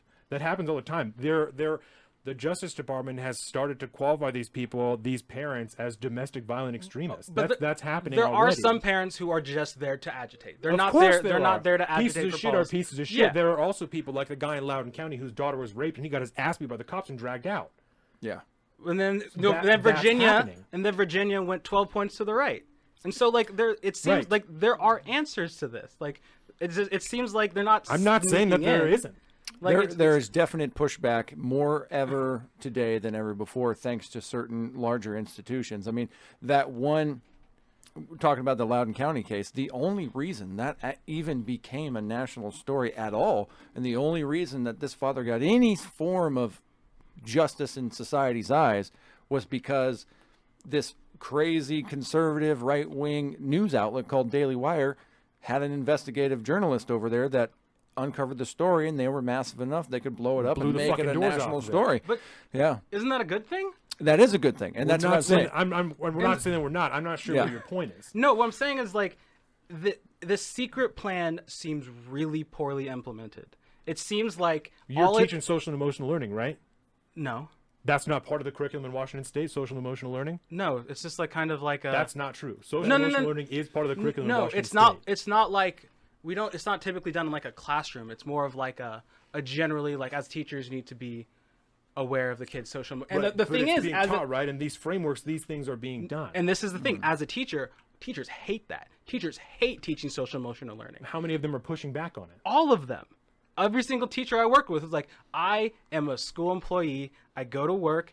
I hang out with the kids. I'll do my best to try to be a good teacher for them, but I got to go home. I have my own kids. I can't solve the systematic problems of the United States in a 20-minute lesson after school. And so it's like, it just, like, the ideas, I think, we have this idea, like, there's definitely activists, like, I totally agree with you. Yeah. But it just seems to me like the rational people, like, I have a lot of faith in, like, rational people. And I think rational people always win out. And that's what it seems like. It seems like as long as, like, it'd be different if it was like 5 years of like this undercover thing, but no, like, as much as like I have problems with like Ben Shapiro and stuff, but like it's so good to make sure that I'm glad that parents are paying attention to what their kids are learning. Yeah. Like, it makes my job easier. Like, it just makes everyone's job easier if they're involved in the system. You had a lot of people wake up to the idea that education is super important. Yeah. And you shouldn't just have some crazy, not necessarily crazy, but an unqualified activist teaching my kid. I want to make sure, I want to know what the shit's Certainly. about. Yeah. And like, it just seems like that idea backfired because all it did is put more eyes on their secret plan. And I'll say this too, as For the somebody people that's who understand it, and that's the thing, is that a lot of those people that reacted to that are, like you said, and it kind of to some people it looks like I'm screaming now, right? They're out there screaming about shit because they don't understand the root of what they're complaining about. So when they get pushed on stuff, and this is not a bad thing, right? But like you did for me, when we're talking about this document, when they get pushed on, well, what's so bad about learning this? Well, I don't know. It's the same thing as when a newscaster asks a person on the street, what's CRT? I don't fucking know. No one who hasn't studied it knows what the definition of critical race theory is, right? But we know there is evidence that it is being implemented in praxis in schools. And when you can talk about that, and when you can say we're treating children differently based off of the color of their skin to try and make up for biases that exist in the legal system due to historical injustices, you can't expect a person on the street to fucking say that. They don't know what they're talking about. They know that their child is being punished differently because they're white. That's not CRT. That's critical race theory in praxis in schools. So when they don't even know what they're talking about, they're reacting to shit that they don't know what the root of it is. Yeah, but like, I guess, but they're still reacting to it. Like, and like, I guess. But if they can yeah. be immediately shouted down by the school board because they sound like a crazy person, then it doesn't matter that they're shouting. If they can be arrested after your daughter has been raped, it doesn't matter because the school board still had you fucking arrested. Yes, but, and I'm not saying like it wasn't like the wrong wasn't righted, but now there are eyes on your case. Now ultimately it took time, and I think the school board's reaction was initially terrible. Yes. And they suffered consequence. The entire state had to do a reckoning because of that. I fear that those people don't. My fear is that those people don't have an accurate understanding of what the core issue is. They see the side effects and the way that this issue has permeated, and they see the way that it has come to light in modern day, that when these things get out of hand, sometimes people get raped in fucking bathrooms and school boards try to cover it up. Yeah. They see that. They don't know what the core of that is. They don't know that that's based in queer and gender ideology that other teachers and activists around the country are trying to implement in other schools. They don't know that. That's why this is important, is because even though that's starting, if this doesn't continue, people don't actually understand what they're fighting against. If they're just fighting against the bad shit they're seeing and not the core ideology that's fueling it, then the fires get tamped out, and as soon as it quells, this starts right back up. And I think your point is essentially you're looking at the idea of the pushback. It is people are noticing that there is something going on, and they're paying attention to it now. They may not know exactly what's happening, but now their eyes are on the system. Now their hackles are up and they're watching like a hawk. Yes. And that I think we can all agree is a very, very good thing to happen. And I'm really glad. I don't know why all of a sudden I got something in my throat. I'm really glad that, because me and Donovan are obviously outsiders and you're an insider in that system. And it sounds to me as if there's a generalized concept of disliking what is happening. People are seeing within the system that there is something that is not entirely The scope right. of teaching has gotten too wide, and we need to narrow it again. Yeah. I think that's And the that- best way to Yeah, describe it. 100%. Yeah, and that to me is it's the most enheartening thing I've been That goes with as the long same as I've been parenting seeing that this. teachers, I think. It's a very, very good thing to hear, and I'm really happy to hear that, because I would hate to think that everybody's just an unwitting pawn in this thing and not knowing what's going on. And then when people recognize, like, why are we doing this? It doesn't make sense. This is crazy. We're going to teach what we need to teach. And then, you know, there's obviously going to be the other people that we can. And it is nice to know that there is eyes, not only from external forces like parents seeing things and reacting to things from externally, even if they don't fully grasp what it is they're pushing back against, they might be reacting to the outcomes that are stemming from this stuff, but also from within the system. There are also people that are eyeing, they may not fully understand what it is that's taking place, or, you know, I mean, fuck, we could be, even if we're completely off base on this thing, that there's eyes on the system from within the system as well. Right. And that is a huge W in my mind. That there are watchful eyes, both externally and internally, on what I think we all agree is one of the most important places for our young people to be. Right. And that is good news.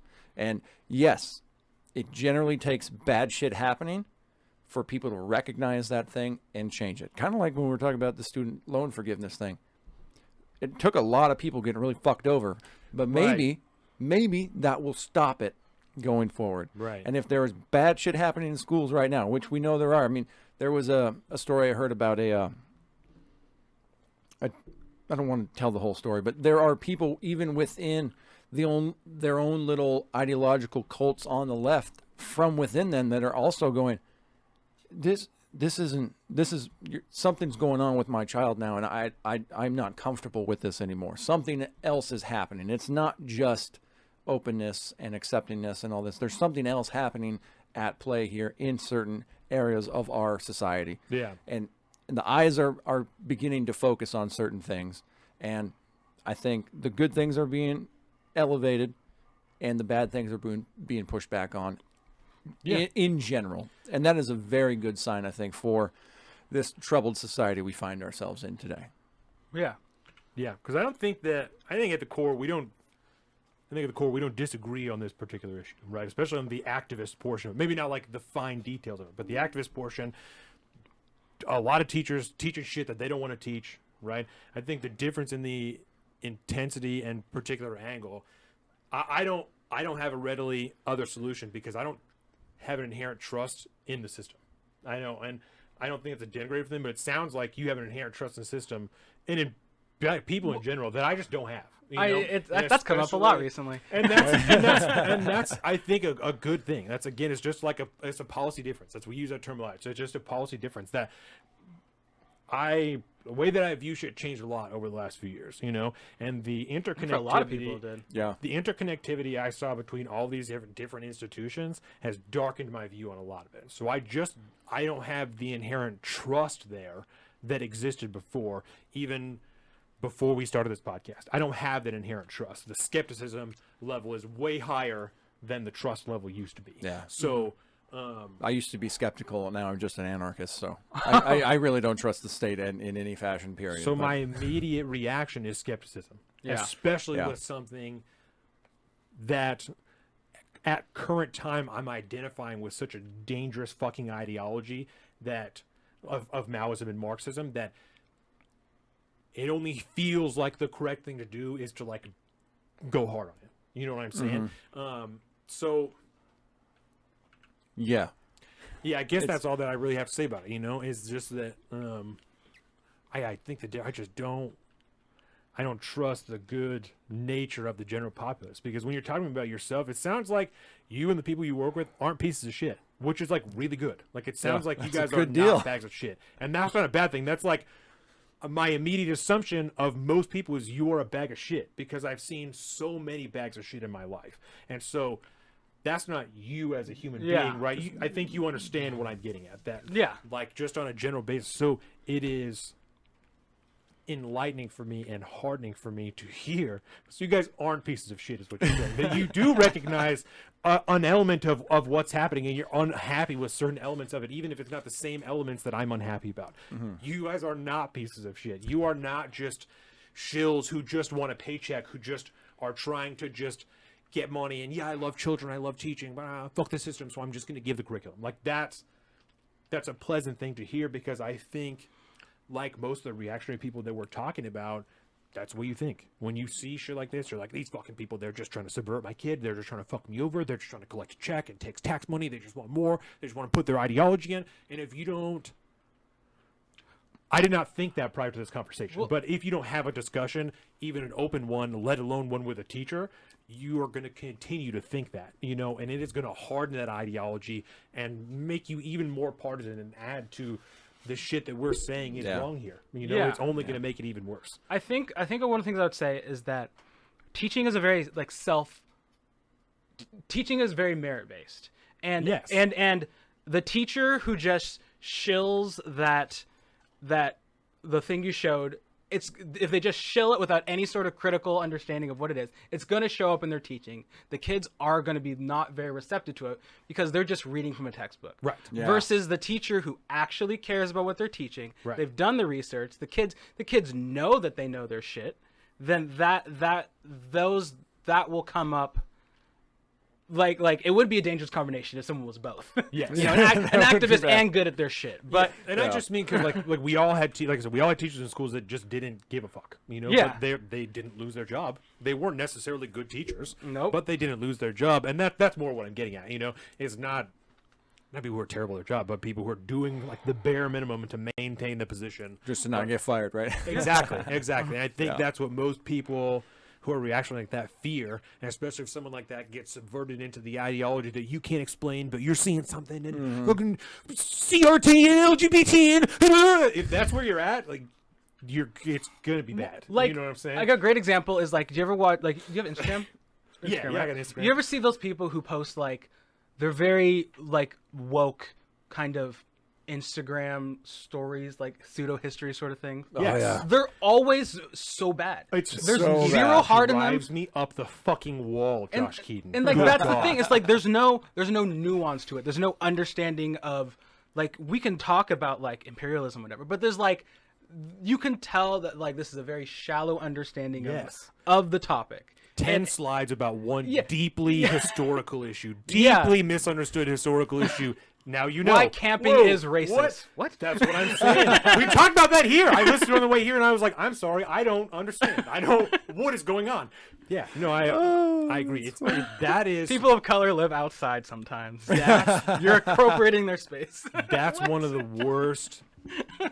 In my opinion, one of the worst aspects of social media is that so now you know type of thing. Yes. I'm going to give you this and now you know. Even though it's only maybe a tenth of the actual relevant information, now you know. Mm-hmm. And when you do that type of shit with such pivotal social issues like race, you know what I'm saying? Or fucking gender, when you do that, fucking Roe v. Wade, when that's the type of shit that you do, you're destroying the country. You just, and more than any of this other shit, you are destroying the country because you're allowing people, you're promoting people moving forward in their adult lives without an accurate understanding of the place they not live. even like objectively poor. Yes, with an intentionally poor understanding because you chose to put it that way. You chose the information you put in there and you knew what you put in there. Yeah, no, it's bad. It's fucking bad. And those are the people, the ones that share them, are the worst. They're the most They probably active. don't even read it. They have no idea, but they're the most active about that issue. They're probably ooh, I'll send. Say. And it's like...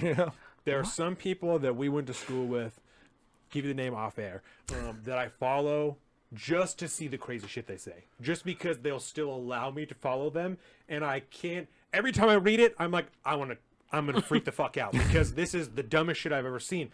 But I have to stay tapped in because I've got to know what you're thinking. I have to know the dumb shit that you're saying because it's just so. You see it, and that's the type of stuff that gives even a skeptic like me gives me hope. I'm like, oh, we're definitely going to win. You're a fucking idiot. If this is what you think, there's no way you're going to win because you're a goddamn moron. That's the shit that gives you hope sometimes. The same, right? Yeah. Oh, gosh. It's kind of... It's kind of uplifting in a really twisted way. In a super dark way. And then, it just makes me think like my job is going to be a lot harder. I got to make sure they have context to all these things. Oh, my God. Oh, well, I think we're coming up on damn near 7 hours. Yeah, no, I was going to say, I think we should wrap probably it up. call it about there, and we can, and that's how it goes in the studio. That's all good to me. Like, holy fuck. Yeah. Yeah, so we try and, so I'm sorry if we kept you from anything, but Chick-fil-A. You know, Hitting on the way back. One in Linwood. Oh, okay. All right. Worth it. Yeah, well, as long as like your girl's not at your parents' house, like where the fuck is She's she? at home. That's okay. Yeah. So, yeah, is there anything else that anybody wants to hit real quick? This was a great conversation today. Yeah, man. Absolutely fantastic conversation. I don't know you. about you, but I had a great time having you here. I had a great time talking to you. It just makes me so happy, and the same deal gives me hope for our generation to be able to have a discussion like this where we can not agree on something and know that I'm going to hug you before you leave, and you're not doing it because you feel like you have to do it. You also have a gun. I have a gun, so watch the fuck out. But I just want to thank you again, because like I said, we've had more trouble than I could tell you just trying to get people to have an honest discussion in which they can't run from anything. They can't fucking hide. It's on video, so someone else knows. Like, If I get canceled, I'm squatting at your house. hey, That's that's fine. fine. That's, yeah, it's, Fuck. Why not? Put a bed up for you in the corner of the studio. So no, I just like I said, I just want to thank you again for coming in. I think this was a great conversation. I think a lot of people stand to gain a lot from this topic, from all these topics, from this discussion. The people that are here, the people that will watch in the future, I think there's a lot to be gleaned from it. So I appreciate it. I genuinely mean that, because Thank you. it's just not to have a discussion with a teacher specifically who's willing to be open about how they feel and the things that are going on in the district and with everywhere is rare. Most people are too afraid to get canceled. They're afraid to lose their job. They're afraid to whatever. So I just appreciate your willingness and openness to be here and to not hold back and have these discussions. I know, seriously, this is the future, and the salvation of the country is this type of stuff. Amen to that. So Yeah. yes. Say, Josh, thanks again for coming out. Thank you for having It me. was great to fucking meet you, man. Nice meeting Awesome you too. conversation. And yeah, if you want to plug anything, you can plug anything. Other than that, we'll just. Anyone hiring in the Washington State school districts, hit me up. There you go. All right, everybody. Thanks for hanging out. We'll see you on July 23rd. Right here, noon, West Coast time.